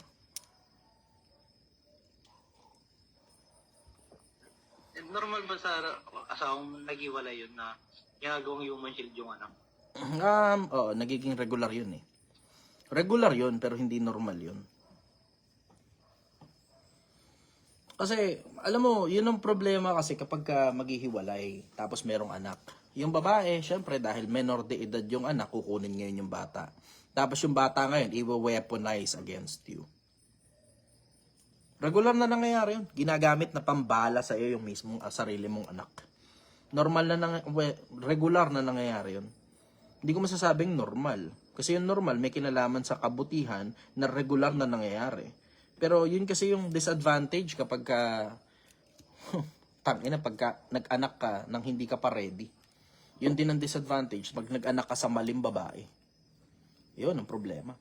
So mangyayari, talagang regular talaga mangyayari sa iyo yan. Kahit mag-anak ka pa na marami, tapos nag-anak ka sa mga maling babae, tapos may diferensya din ng ugali mo, kahit tamang babae pa yan, ganun din talaga gagawin sa iyo. Yan ang dahilan kung bakit dapat mag-invest ka muna sa sarili mo, bago ka mag-anak. Dapat makonsider mo na muna ang sarili mong tao. Tinan mo, parang katulad nito ni JM Javier. Alam mo, JM Javier, yung mga katulad mo hindi dapat nag-aanak eh. Yung mga katulad mong klase ng tao, mga basura ng lipunan, nagtatago sa fake account. Mga ganyang klase ng tao, hindi dapat nag-aanak yan eh. May mga tao, hindi talaga sila dapat nag-aanak. Kasi yung pag nag-anak sila, nagiging basura lang ng lipunan katulad nila eh. May mga tao kasi basura sila ng lipunan. Tapos pag nag-anak sila, nagdadagdag pa sila ng basura ng lipunan sa mundo. Yan, mga katulad ni JM Javier kanina. Diba? Yung mga ganyang klase ng tao, alam mo pag nag-anak yan, magiging basura na ng lipunan yung anak niya. Bakit? Kasi kung anong puno siya bunga eh. At ang bunga, hindi naman nahuhulog na masyadong malayo sa puno. O, diba? Ganon yun. Follow-up question, brother. Okay na ako, sir. Thank you po. Okay, sige. Ching, go. Ay, quick lang po. Kung sakali ba, kung sakali na, kumbaga, ano yun, kumbaga yung ganong klaseng scenario, may heal ba yun? Ano na? May heal pa ba yun? Oo. Lahat naman ng bagay, brother, mahihil. Lahat naman nahihil. Pero it will take time. Tapos nakadepende rin doon sa babae at saka doon sa lalaki kung open sila for healing. Ganon yun eh. Nakadepende yun sa nakadepende yun doon sa mga mindsets ng mga tao. Pag nag-mature siguro enough, pag sumapat yung level ng maturity nila, baka may pag-asa. Ganun. Follow up, go. Okay na, sir. Thank you very much po. Okay, sige. Cheng, go. Hi, Kuya Chay. Good evening. Good evening. Kuya Chay, sa tingin mo, naging mistake yung pagiging independent natin sa mga ano? Or ano? Hindi ba naman masasabing mistake? Kasi nagkaroon tayo ng kalayaan di ba? Ang sarap-sarap kaya ng kalayaan ng Pilipinas. Hindi nga lang kasing yaman ng Amerika, pero masarap ang kalayaan ng Pilipinas. Kasi gusto mo bang banyaga ang namamahala sa'yo? Di ba? Doon lang sa ganong angulo Gusto mo bang banyaga ang namamahala sa bansa mo? Masarap ang kalayaan na nagagawa mo yung sarili mong gusto sa sarili mong bansa. Hindi yung pinamamahalaan ka ng banyaga at sumusunod ka sa batas ng banyaga kasi yun ang gusto ng banyaga at hindi yun ang gusto ng sarili mo. Yun ang masasabi ko ron. Mas masarap yung pinamamahalaan natin yung mga sarili natin kaysa pinamamahalaan tayo ng banyaga. Follow-up question, brother. Kuya Chay, if ever, tanong ito, what is the single most significant event in human history na sa tingin mo nagpabago ng course ng mankind? Palagay ko, yung pagbaba ni Kristo sa lupa kung naniniwala ka sa Kanya. Okay. And why, Kuya Chay? Bakit? Kasi salvation. Diba? Pwede mong sabihin hindi. Ang pinaka-importante yung panahon ni Adan. Oo nga, you're welcome to say that. Pero nagkamali si Adan Yung salvation pagkatapos nun.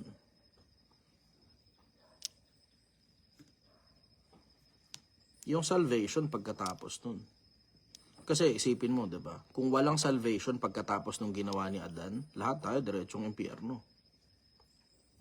'Di ba?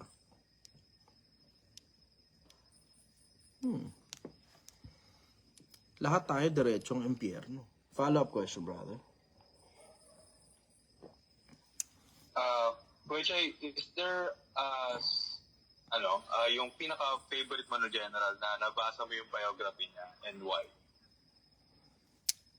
Si General Luna.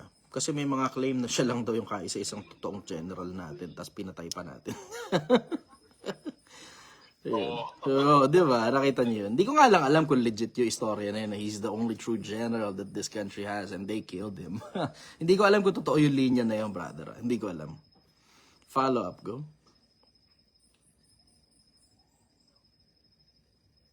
Kuya, what are the lessons that we learned too late in life? Yeah. Siguro yung number 1, hindi natin naaalalang mamamatay tayo. Tapos madalas later na natin nare-realize yun kung kailan either wala na tayong lakas o patay na tayo. Minsan mahirap sa mga tao na makaalala ng mortality nila. Kailangan may magpapaalala pa Alam mo may mga close calls na nagmamaneho ka lang tapos napaidlip ka. Tapos, huy! Hindi ka naman nabangga. Pero napaidlip ka. Diba? Minsan mapapareconsider ka ng buong buhay mo ron Minsan may aray. Tapos pagpunta mo ng ospital, alam mo yung aray mo, minakonfine kang 2 araw. Mapapareconsider ka ron Tapos 2 araw, sobrang sakit nung kung ano man yung masakit sa'yo. Mapapareconsider ka ng buhay mo ron Yun. Follow up, brother. Kuya Chay, that's it for me. Thank you. Marami akong natanong sa iba naman siguro. Sige. Thank you. Versa Mia, UAE. Go.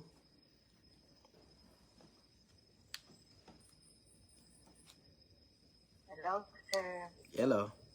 Kumusta? And gusto ko lang itanong kung bakit ito ay sa Islam. Kung bakit yung second wife ang tinatawag na sunna. Kasi nanonood ako ng mga reels ni Muslim si Ismail Ming. Sabi doon is second wife is a sunna.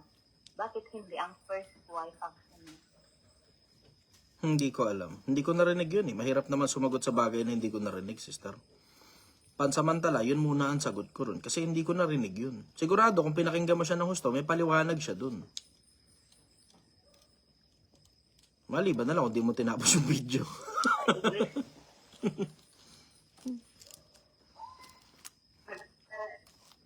Tagalog ko din. Kaso minsan Arabic yung pagkasabi. Oo. Di research mo ulit. Tapos panapin mo yung parehas na video na yun. Sigurado may paliwanag yun. Hindi naman magbabagsak ng ganong kabigat na pananalita ng walang paliwanag. Diba? Meron yan. Laging merong paliwanag. Balikan mo lang yung video na yun. May paliwanag dun eh. Pero ang hirap kasing sumagot kapag hindi ko na marinig yung video na yun. Send mo sa akin. Sigurado, pagka-send mo sa akin nun, natapos mo na rin yung buong video, tapos nakuha mo na rin yung paliwanag dun. Follow-up question, go. Baka message na po. Ayan lang, sir. Okay, sige. Awin, Baguio, go.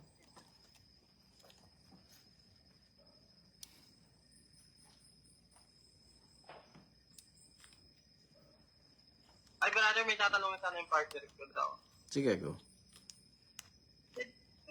Ano po, pwede po bang malaman bilang isang successful na tao po kayo? Ano po ang mas magandang unahin or gawin pagkatapos graduate? Mas okay po bang mag-apply na agad ng trabaho para magkaroon po ng experience at income? Or mas magandang mag-focus muna sa pag-aaral tulad ng master's degree para po ma-develop yung skills? Wala akong claim na successful na tao ako. Wala akong claim na ganun. Yung success sa kabilang buhay pa yan. Hindi naman dahil nakatapos ka ng pinag-aralan o malayo yung narating mo sa buhay, successful ka na eh. Diba? Sa kabilang buhay pa yan, pag tinatanggap ka na ng Diyos sa langit, yun ang claim ko tungkol sa success. Ang claim ko dyan, pagka tinatanggap ka na ng Diyos sa langit, pagka patay ka na, yan, tsaka mo lang masabing successful ka.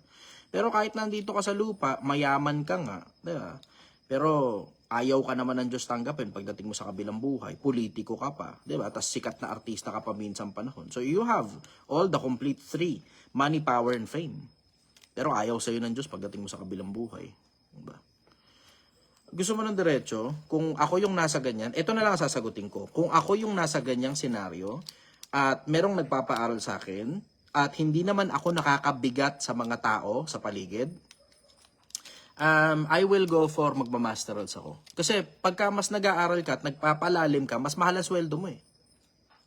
Mas mahal ang sweldo mo. Maliban na lang, ako nakakabigat ka. Siyempre, ibang usapan yun. Kailangan mo rin i-consider yung mga tao sa paligid mo kung nakakabigat ka. Parang ito si J.M. Javier. Sigurado ako, pabigat sa pamilya to eh. Kung bumira, din mo, J.M. Javier. Wala na siya masabi. Ano na lang, ad hominem ba? Ad hominem. Hindi niya kaya tutulan yung mga sinasabi ko. Kaya siyempre, dediretso na siya sa pagkatao ko. Chester is cheater. Poor you, Chester. It's true that Chester converted to Islam. Tamo, di ba? Nangiinsulto na lang siya eh. Nangiinsulto siya eh. Ano daw, Chester is cheater daw, ganun. Tapos poor you, Chester. Ayan, mga ganyan, di ba? Wala nang maiyaan eh. Wala nang maibabala eh, di ba? Sa dami na sinabi ko, wala siyang kahit na ano na kayang tutulan sa lahat ng sinabi ko. So wala siyang choice ngayon. Siyempre, mangiinsulto na lang siya. Itong mga ganitong klase ng tao na alam mong nangiinsulto na lang, mahina ulo niyan eh.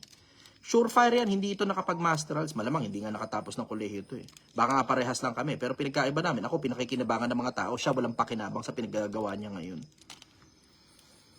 Diba? Yan ang hirap kapag ganyang klase ng tao. Ingatan mo lang na huwag ka maging pabigat. Kahit pa sabihin mo aral ka ng aral, aral ka ng aral. Kapag ka nakakabigat ka na doon sa mga tao sa paligid, kailangan mo i-reconsider yung decisions mo sa buhay. Kasi pwede namang masterals ka habang nagtatrabaho ka eh. Diba? Kuha ka lang muna ng konting units lang muna. So kung matagalan man, abutin ka ba ng 4 na taon ulit, another 4 years na naman para sa masterals, na hindi mo ganun katagal ang masterals.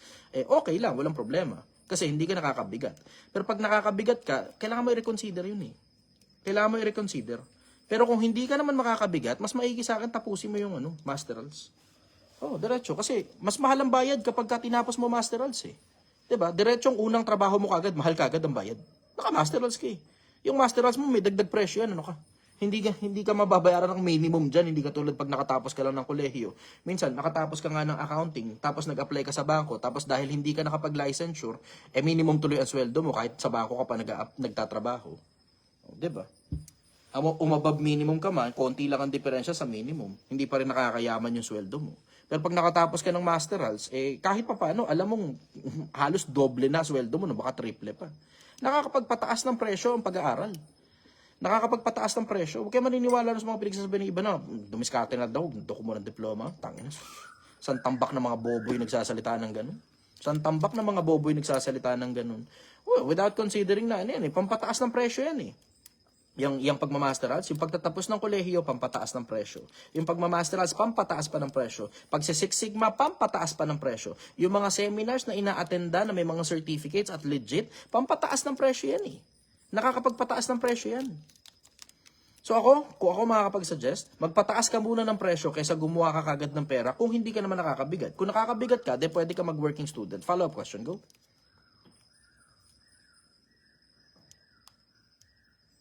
Wala po, sir. Thank you po. Okay, sige. Marlon, Cavite, go. Good evening, brother. Hindi na ako mag-open cam dahil mahina yung signal. Sige. Hindi naman to, share lang to sa akin dahil sayang yung community. So, share lang yung sa akin patungkol sa nangyayari ngayon sa mundo natin. So, kasi marami kasi sa atin ngayon na nag-alala ng sobra dahil sa taas ng bilihin. So, para sa akin kasi is hindi siya totally problema na problema. So, ang kailangan kasi natin ngayon, itong community natin is napakalaking tulong nito para sa atin lahat. Kasi itong community is gumagawa ng system. Ito tayo ngayon. Ikaw yung leader, ikaw yung namumuno. Ang ganda ng procedure, ang ganda ng pattern na ginawa mo. So, ang ano na lang talaga dito, brother, is yung pagsunod na lang talaga. Kasi ito ngayon, yung kaguluhan yun, kumbaga para sa akin, parang hindi lang kay ngayon yung mangyayari eh. Mangyayari pa rin ito eh. Para sa susunod na pangyayari, tayo handa na. Kasi, napakapalad talaga natin. At ikaw, brother, napakagaling. Proud na proud ako sa'yo kasi itong community na to, alam ko, pagdating ng panahon, ito yung magbabago ng Pilipinas. Thank you, brother. Salamat, brother. Okay, Christian Rizal, go.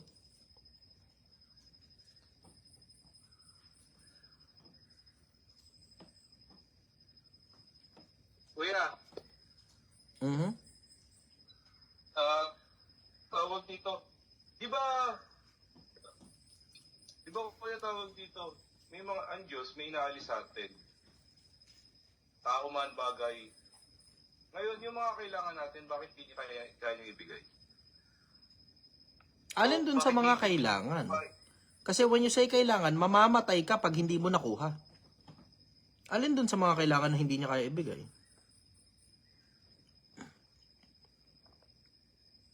Nakamit ka. Yan. Okay. Minsan kasi, kuya, na abot kamay mo na, tapos bandang huli, biglang mawawala. May mga ganun time, may mga ganun senaryo. Hindi kasalanan ng Diyos yung brother. There's something called chamba. Kung ako palagay ko, pinagtitripan ako ng Diyos, payag ako. Pinagtitripan niya ako? Okay, sige. For entertainment purpose, okay, maligaya ako. Maligaya ako maging entertainment ng gumawa sa lahat ng bagay. Pero hindi ako naniniwala na pagtitripan ako ng Diyos. Kasi, sino naman ako para bigyan man lang ng atensyon? Diba? Hindi naman ako importanteng tao eh. Ganun ko nakikita buhay. Hindi ko isisisi sa Diyos kahit na anong bagay. Kasi in the first place, nabigyan na nga ako ng buhay. May hangin akong hinihinga. Wala akong sakit bukod dun sa kung ano man yung parang maakit-akit dito kapag umiinom ako ng kape. Ano pa ba naman ang gusto mo sa buhay? Ba't may pagkain ka, may ilaw ka, may tubig ka, may bahay ka pa nga eh. In case lang na hindi nyo alam in case lang na hindi nyo alam, may mga nakatira sa kalsada. Ano pa ba na hinahanap nyo? Diba? Ano pa hinahanap ninyo? Ano pa gusto ninyo? Sa akin, diretso, kung pinagtitripan man ako ng Diyos, okay lang, pahig ako. Ibig sabihin nun, binigyan ako ng atensyon. Yun na ibig sabihin nun, binigyan ako ng atensyon para pagtripan niya ako. For entertainment purpose, sige, pahig ako. Yun ang sagot ko ron. Pero, para sisisihin pa natin ang Diyos na, hindi niya kayang ibigay. Ang alin? At bakit kanya bibigyan ng oras? Para ibigay sa'yo yung kung ano man ang hihingi mo. Minsan kailangan magtanong din tayo sa sarili natin, importante na ba tayo para pansinin tayo ng Diyos? Diba? Minsan nalilito lang tayo eh, 'di ba? Yung salitang deserve. Salitang deserve. Undeserved, pinaghihirapan. It is as if a form of reward for whatever it is that you've done. Pero alin dyan sa mga bagay na sinasabi mo dapat deserve mo? Alin dyan sa mga bagay na yan yung dapat mong nakukuha na ikaw ang nagsasabing dapat na nakuha mo yan at hindi ang Diyos? Diba? Minsan you just have to ask yourself. Sa akin kasi kahit kailan hindi ako magkakaroon ng ganung pag-iisip na parang nagmamataas ako sa Diyos para sabihin kong hindi kayang ibigay sa akin ng Diyos ang kahit ano. In the first place, wala naman akong karapatang humingi ng kahit ano. Sino ba ako? Lupa lang naman ako. Minsan nakakalimot lang tayo dun sa level of humility na kailangan natin sa harap ng gumawa sa ating lahat. Minsan nakakalimot tayo ron. Wala akong ganyang level of arrogance para sabihin na hindi kayang ibigay sa akin ng Diyos ang kahit na anong bagay. Dahil in the first place, hindi naman ako karapat dapat man lang mapansin ng Diyos. Follow-up question, brother. Kuya, medyo iba to sa ano May nababasa kasi ako medyo trending to kailangan ko lang ng opinion. Yung don't take broke guys. Ano masasabi mo doon kaya? Nasagot ko yan kanina wala ka rito, no? Hindi, tawag doon, nag-aalaga ako Luto ako ngayon Okay, sige. Okay. Tama naman yun. Oh. Kasi hindi, doesn't necessarily follow na broke guy ka, wala kang pera. Diba? Minsan pwede ka maging broke guy na emotionally broke ka. Sabihin, hindi ka mo mag-handle na emotions mo. Intellectually broke ka. Diba? Hindi lang naman sa finances sa pagiging broke Pwede kang maging mahirap na tao kahit na marami kang pera. Pwede kang maging mahirap na tao na marami kang pera. Pero overall, masasabi ko dyan, okay ako, pabor ako dun. Broke guys don't deserve no pussy. Ayos yun. Pabor ako dun. Pero pabor din ako at the same time na mataas na body count don't deserve no ring. Pag pokpok ka, wala kang karapatang mapakasalang ka. Kawawa lalaki sa'yo Pag naghirap kayo, na totoo namang nangyayari sa tunay na buhay yan, paminsan-minsan up and down lang naman ang buhay Minsan nasa taas ka, minsan nasa baba ka. Tsumambang nasa baba. Habang nung naging kayo, may pera naman yung lalaki. Natanggal sa trabaho. Lalayasan mo? Tangina. Pagka ganyan ka, tangina. Binigay sa'yo ang lahat. Nagkataon lang na naghirap siya. At isa ka rin naman sa dahilan kung bakit siya naghirap dahil nga minahal ka niya ng gusto. Diba? Minsan may mga tao lang talaga, puta. Perspective yun Perspective. Sa akin, diretso, kung babae ka, masyado mataas ang body count mo na malapok-pok ka na, wala kang karapatang mapakasalo ng kahit na sino. Bakit? Puta, alam naman natin parehas Bumagsak ngayon yung lalaki. Pag bagsak ngayon yung lalaki, syempre, may mga ibang babae dyan, didiskarte. Bakit? Hindi mapakawalan yung luxury. Hindi mapakawalan yung luxury. May mga mas malala pa. Dumidiskarte dahil lang nangangati. Tamo. Diretsahan lang, diba? Yung mga iba may asawa na, nangangati ka pa Diba? Pag nangangati, kamutin, ng sariling kamay. Hindi papakamot sa iba. Ayun ang masasabi ko ron. Follow-up question, brother. Okay na kuya. Okay na. Okay. Salamat kuya. Sige. Pangasinan, go.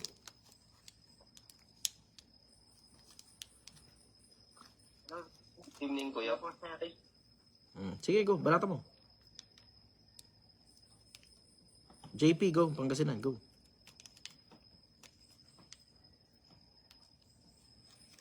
Good evening, kuya. Hello. Okay po. Gusto ko lang sanang humingi ng payo or gusto ko lang tapikin mo yung ego ko, kuya. Kasi syempre, ang expectation pag degree holder dapat nasa office nag-work or what. Konting intro lang, kuya. Ako po ay graduate ng business course, human resource major, last year po. Ako ang nag-sustain sa pag-aaral ko sa kolehiyo. Nagbebenta sa online ng kung ano-ano, especially like gadgets, like cellphone. Eventually, natuto po akong mag-repair. Ngayon, kuya, lito ako kung itutuloy ko bang mag-apply sa corporate or itutuloy ko bang pag-online at repair kasi nakikita akong revolutionary ang gadgets at or repair industry. May mali dun sa tanong mo eh. May mali dun sa tanong mo. Yung tanong mo, nalilito ako kung itutuloy ko ba yung pag-apply sa corporate o tutuloy ko yung pagre-repair. Malilito ka talaga pag yun ang tanong mo. Dapat ang tanong mo, saan ka ba magiging masaya doon sa dalawa? Kasi doon sa dalawa na yun, pwede ka rin naman pumalpak eh. O di might as well, pumalpak ka na lang sa bagay na masaya ka. Diba? At least mas may pag-asa ka pang umalagwa kasi masaya ka. So, nasagot mo na yung tanong mo. Opo. So, yun. Di ba mas madali? Papalpak ka rin naman eh. One way or the other, papalpak ka rin naman. O, alam mo nang papalpak ka rin naman, di might as well pumalpak ka sa bagay na gustong-gusto mo. Mas malaki pa chance mo na umulit ka ulit at mas malaki chance mo na umalagwa dahil gusto mo nga kasi yan. Yan mo, katulad ng ginagawa ko, di ba? Ang tingin sa akin ni JM Javier, palpak ako rito sa ginagawa ko. O, okay lang, walang problema. Uulit at uulit pa rin ako. Bakit? Gusto ko yung ginagawa ko eh. Pero ito sigurado ko sa'yo, JM Javier. Ako, kaya kong ulit-ulitin itong pagsagot sa mga tanong ng mga tao, kahit paulit-ulit pa yung mga tanong ng mga tao at paiba-iba yung mga tanong ng mga tao. Pero ikaw, hindi habang buhay kaya mong mambash ng mambash sa akin araw-araw. You just don't have the grit for that. Oh, hanggang ego lang naman niya ipinaglalaban mo, wala ka naman ibang kayang ipaglaban eh. Hanggang ego lang ang kaya mong ipaglaban. Kaya tinan mo, pag binasa mo yung mga comment niya, puro tungkol sa atake personal. Mapapansin mo yan eh. Alam mo, pag bobo ang tao, puro ad hominem yan eh. Personal yung atake. Pero wala siyang maibala tungkol sa lahat ng argumento na sinabi ko. Wala eh. Walang maibala.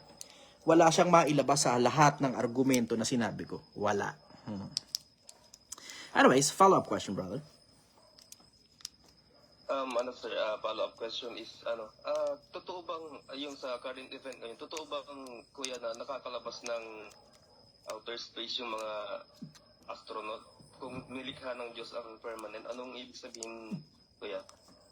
Ako feeling ko, nakakalabas sila. Ang problema nga lang, minsan ang NASA, sinungaling din eh, gumagawa ng studio eh. So I think palagay ko parehas. Nakakalabas sila at gumagawa ng studio. Sabay. Minsan nagsushoot sila sa studio, minsan naman lumalabas sila ng mundo. Kasi paano paliwanag mo sa may green screen? Diba? May green screen eh. Oh, diba? So kung may green screen, alam mo na studio yan, brother naman. Yung trajectory wala sa hulog. Nakikita ko rin yun eh. Kasi diba, you just have to put logic to it eh. Okay, so kunyari, granting for sake of argument, puro studio lang lahat yan. Lahat yan, puro studio lang. Tapos lahat yan, dito pala. Tapos yung sinasabi ni Danny California, yung yung parang moon landing is made on Hollywood basement. Made on Hollywood basement daw. Okay, sige. For granting for sake of argument, lahat yan, 100% puro Hollywood basement lang. Bakit ang Russia nakakapagpadala din dun? Ba't ang China nakakapagpadala din dun? Ano, pinagkakaisahan tayo ng lahat ng bansang magkakalaban? Buta naman. Siyempre, hindi papayag Russia. Kung tinatarantado lang naman tayo ng Amerika, sabi niya, oy, tinatarantado lang kayo ng Amerika. Hindi totoo yan. Sila rin nagpapadala rin doon sa ISS. O, paano mo kayong papaliwanag yan? Magkalabang bansa nagpapadala sa ISS. Iisang lugar ang pinagpapadala nila pero magkalaban sila. Pinagkakaisahan nilang dalawa tayo. Marami-raming bansa eh. Marami-raming bansa yung nagpapadala ng mga astronaut sila sa ISS eh. International Space Station. Magkakalabang bansa yan eh. Halimbawa, kunyari, presidente ka ng isang bansang nagsasabi ng totoo. Tapos ang ISS, kasinungalingan lang pala, at gawa lang pala sa Hollywood basement, at Amerika lang pala may pakana dyan. Hindi mo ba i-expose yun? Kung hindi mo i-expose dahil natatakot ka sa Amerika, hindi ka rin magpapadala doon ng sarili mong astronaut dahil hindi naman totoo yan. Diba? Kailangan mo i-consider yun, brother. Kailangan mo i-consider yun. Follow-up question, go. Yun na po. Salamat. Tapos magtataka ka, walang presidente na nagsasabi na 100% yung ISS na yan, puro kasinungalingan lang. Diba? Walang presidente na 100% sinasabi na lahat ng mga paglipad natin sa labas ng mundo, 100% kasinungalingan lang. Walang ganong presidente. May mga nag-expose every now and then na yung moon landing daw hindi totoo. Kung yung moon landing hindi totoo, yung moon landing yun. Yung iba, totoo eh. Diba? Hindi lang magkaintindihan dun. Alam mo, ang hindi lang, diretso hindi lang talaga magkaintindihan. So let's face the fact, 'di ba? Na meron talaga na mga green screen lang at alam mong Hollywood basement lang 'yun. Alam mong dito sinut 'yun. Kahit pa sabihin mo lumulutang sila.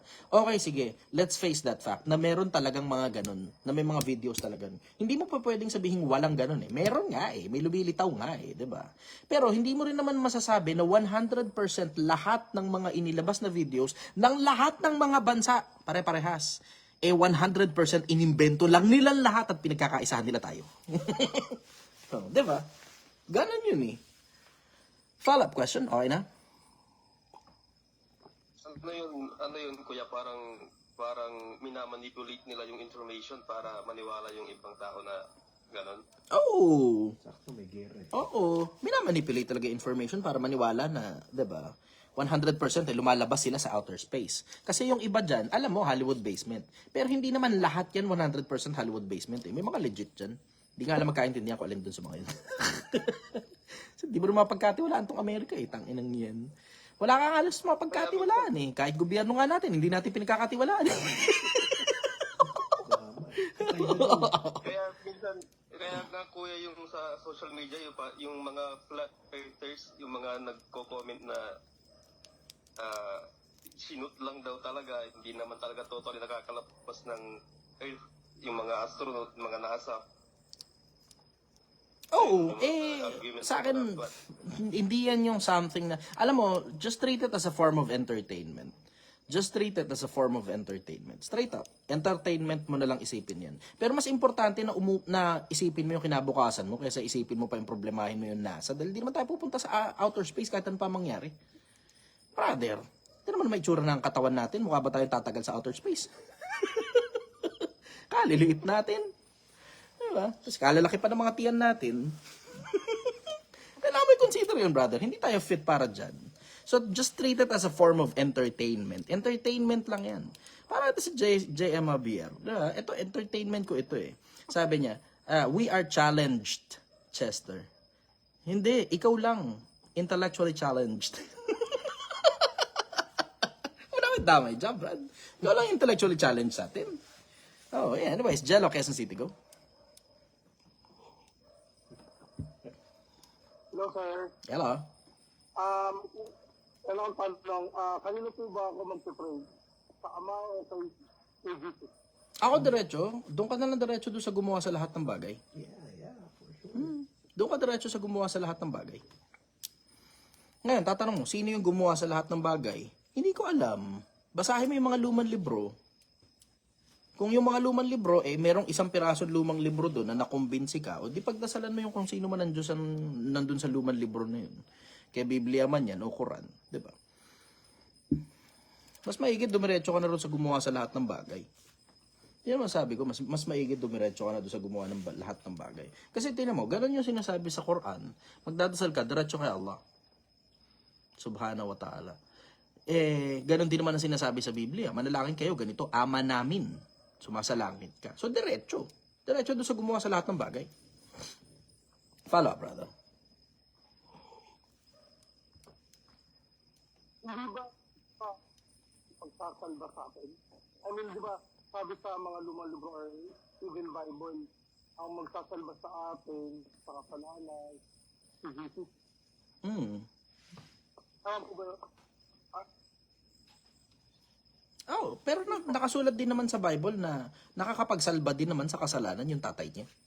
Sino ba nagbigay doon sa tatay niya? Sino ba nagbigay doon sa anak ng kapangyarihan makapagsalba sa kasalanan kundi yung tatay, 'di ba?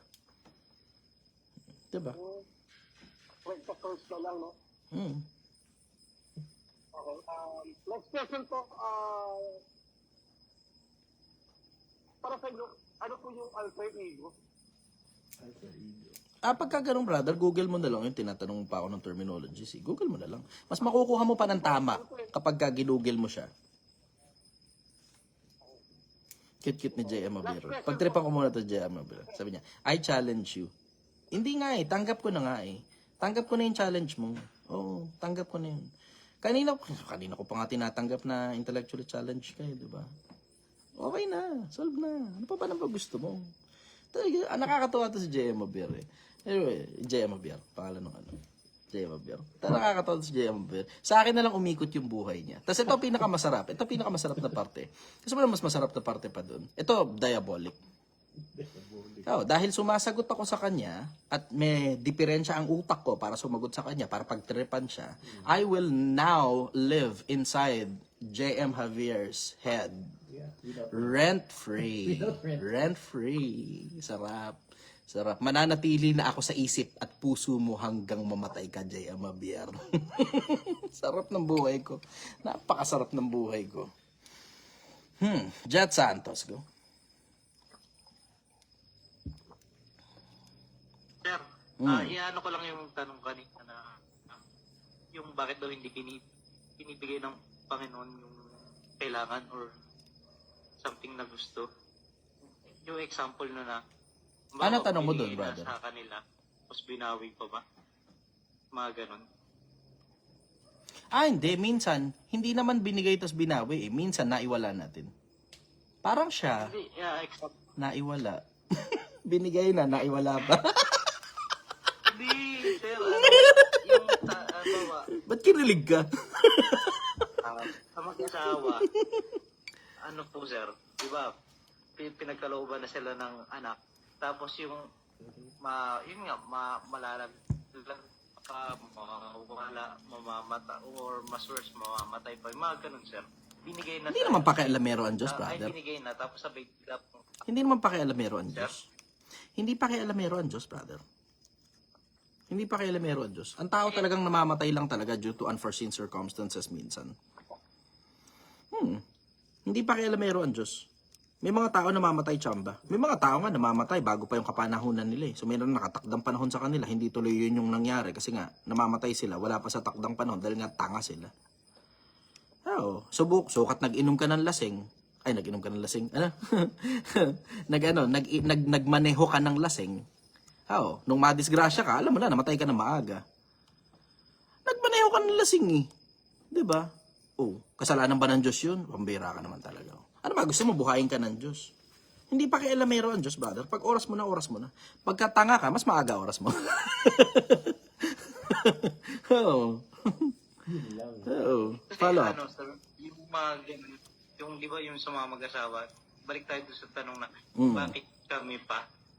Yung ganun, sir. Yung, kumbaga, ayun na nga, siyempre masakit sa mag-asawa yung ganun na ano, yung, ayun na nga, pinagkaloob na nga na magkaroon sila ng anak, and then suddenly, parang ang alam nila, ba't mo binawi sa amin? Yung ganun, sir, ganun. May mali kasi sa mindset eh. Akala kasi ng mga tao, may mali kasi sa mindset ng mga tao eh. Akala ng mga tao, death is the end of life. Hindi.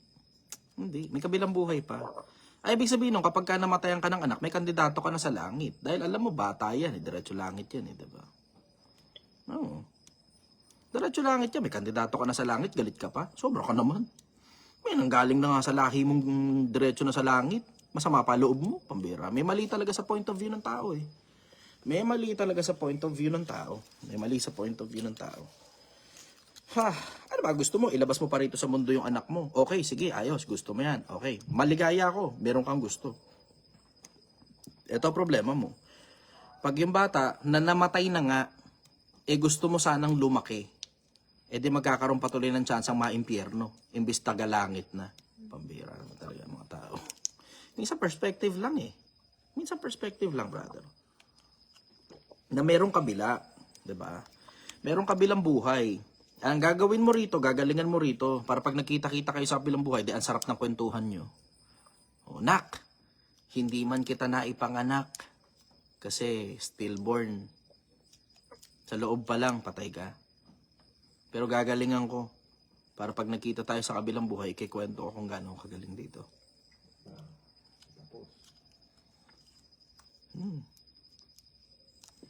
Talaga nangyayari yun. Sa tunay na buhay, nangyayari talaga yan. Due to unforeseen circumstances, diba? Minsan meron tsamba, nabangga yun tiyan, diba? Tapos nalaglag yung bata. Minsan naman, hindi naman nabangga yun tiyan, talagang namatay lang talaga yung bata at walang heartbeat nang wala namang nangyaring hindi maganda. Nangyayari talaga yun sa tunay na buhay. Nangyayari yun sa tunay na buhay. Hindi mo naman mayaalis yun, diba? Pero it's just a matter of perspective. Are you looking at half empty or half full? Diba? Baso, half empty or half full? Piliin mo yung makakapagpausad sa buhay mo. At ang makakapagpausad sa buhay mo, yung perspective na pag ginalingan mo ng husto, magkikita-kita tayo sa kabilang buhay at magkikwentuhan tayo. At mas ginalingan mo, mas masarap yung kwentuhan sa kabilang buhay. Yan mo, para katulad ni J.M. Javier, yan na mismo yung buhay niya. Yan na yan. Oo, ang oras niya, inuubos niya sa pambabash sa isang taong hindi rin naman niya gusto. Tapos alam mo yung pagkatapos nung pambabash niya na ganun, alam mo yung wala naman siya napala. Bakit? Hindi mo rin naman gusto yung taong pinanood mo. Nag-comment ka pa ng gusto. Kaya nga sabi ko, ang sarap paglaruan ng mga ganitong klase ng tao eh. Alam mong sinasayang nila yung oras nila eh. At alam mo na kasangkapan ako para masayang yung oras nila. Sarap, di ba? Yung mga basurang tao, talagang nagsasayang lang talaga ng oras yan. He just chose to waste his time on me. Oh, and I am outstandingly proud. Bakit? Ang ibig sabihin nun, sumisikat na ako. Bakit? Kasi kung hindi ako sumisikat, at hindi nakita ni J.M. Javier yung live ko dahil nga hindi nga ako sikat, walang magko-comment sa akin ng ganyan. Kaya nga sabi ko, sobrang sarap paglaruan nito ni J.M. Javier. Kasi habang bira siya ng bira sa akin, bomba siya ng bomba sa akin, banat siya ng banat sa akin, ang ibig sabihin niyan, ganun na ako kasikat para ubusin niya yung magdamag niya sa akin. Tanginan, sarap. Woohoo! Woohoo! Woohoo! J.M. Javier. Oh. Sarap banggitin ng pangalan J.M. Javier eh. Ito si J.M. Javier, trophy ko to. Trophy. Katibayan na sikat ako. Katibayan. Bakit? Kung hindi ka sikat, hindi ka pagtsatsagaan ng taong i-bash. Bakit? Hindi ka naman kilala eh. Walang manonood sa'yo pag hindi ka sikat. Wala. Pero the fact na pinaglalaanan ka ng oras ng isang pirasong taong hindi ka gusto at tuloy-tuloy siyang nanonood at tuloy-tuloy pa siyang nagko-comment, ang ibig sabihin yan, when you are outstandingly good in public speaking, even your enemies will listen.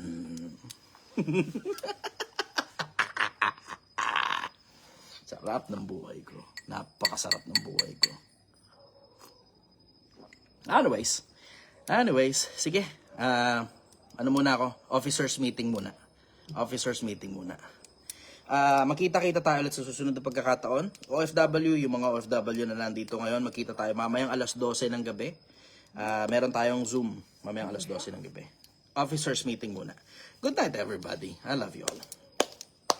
Thank you very much for joining. Thank you. Kit-kit to J.M. Javier, sabi niya. You are manipulating. You are stupid. Yes, I am everything. I am everything. Bye, everybody. Bye.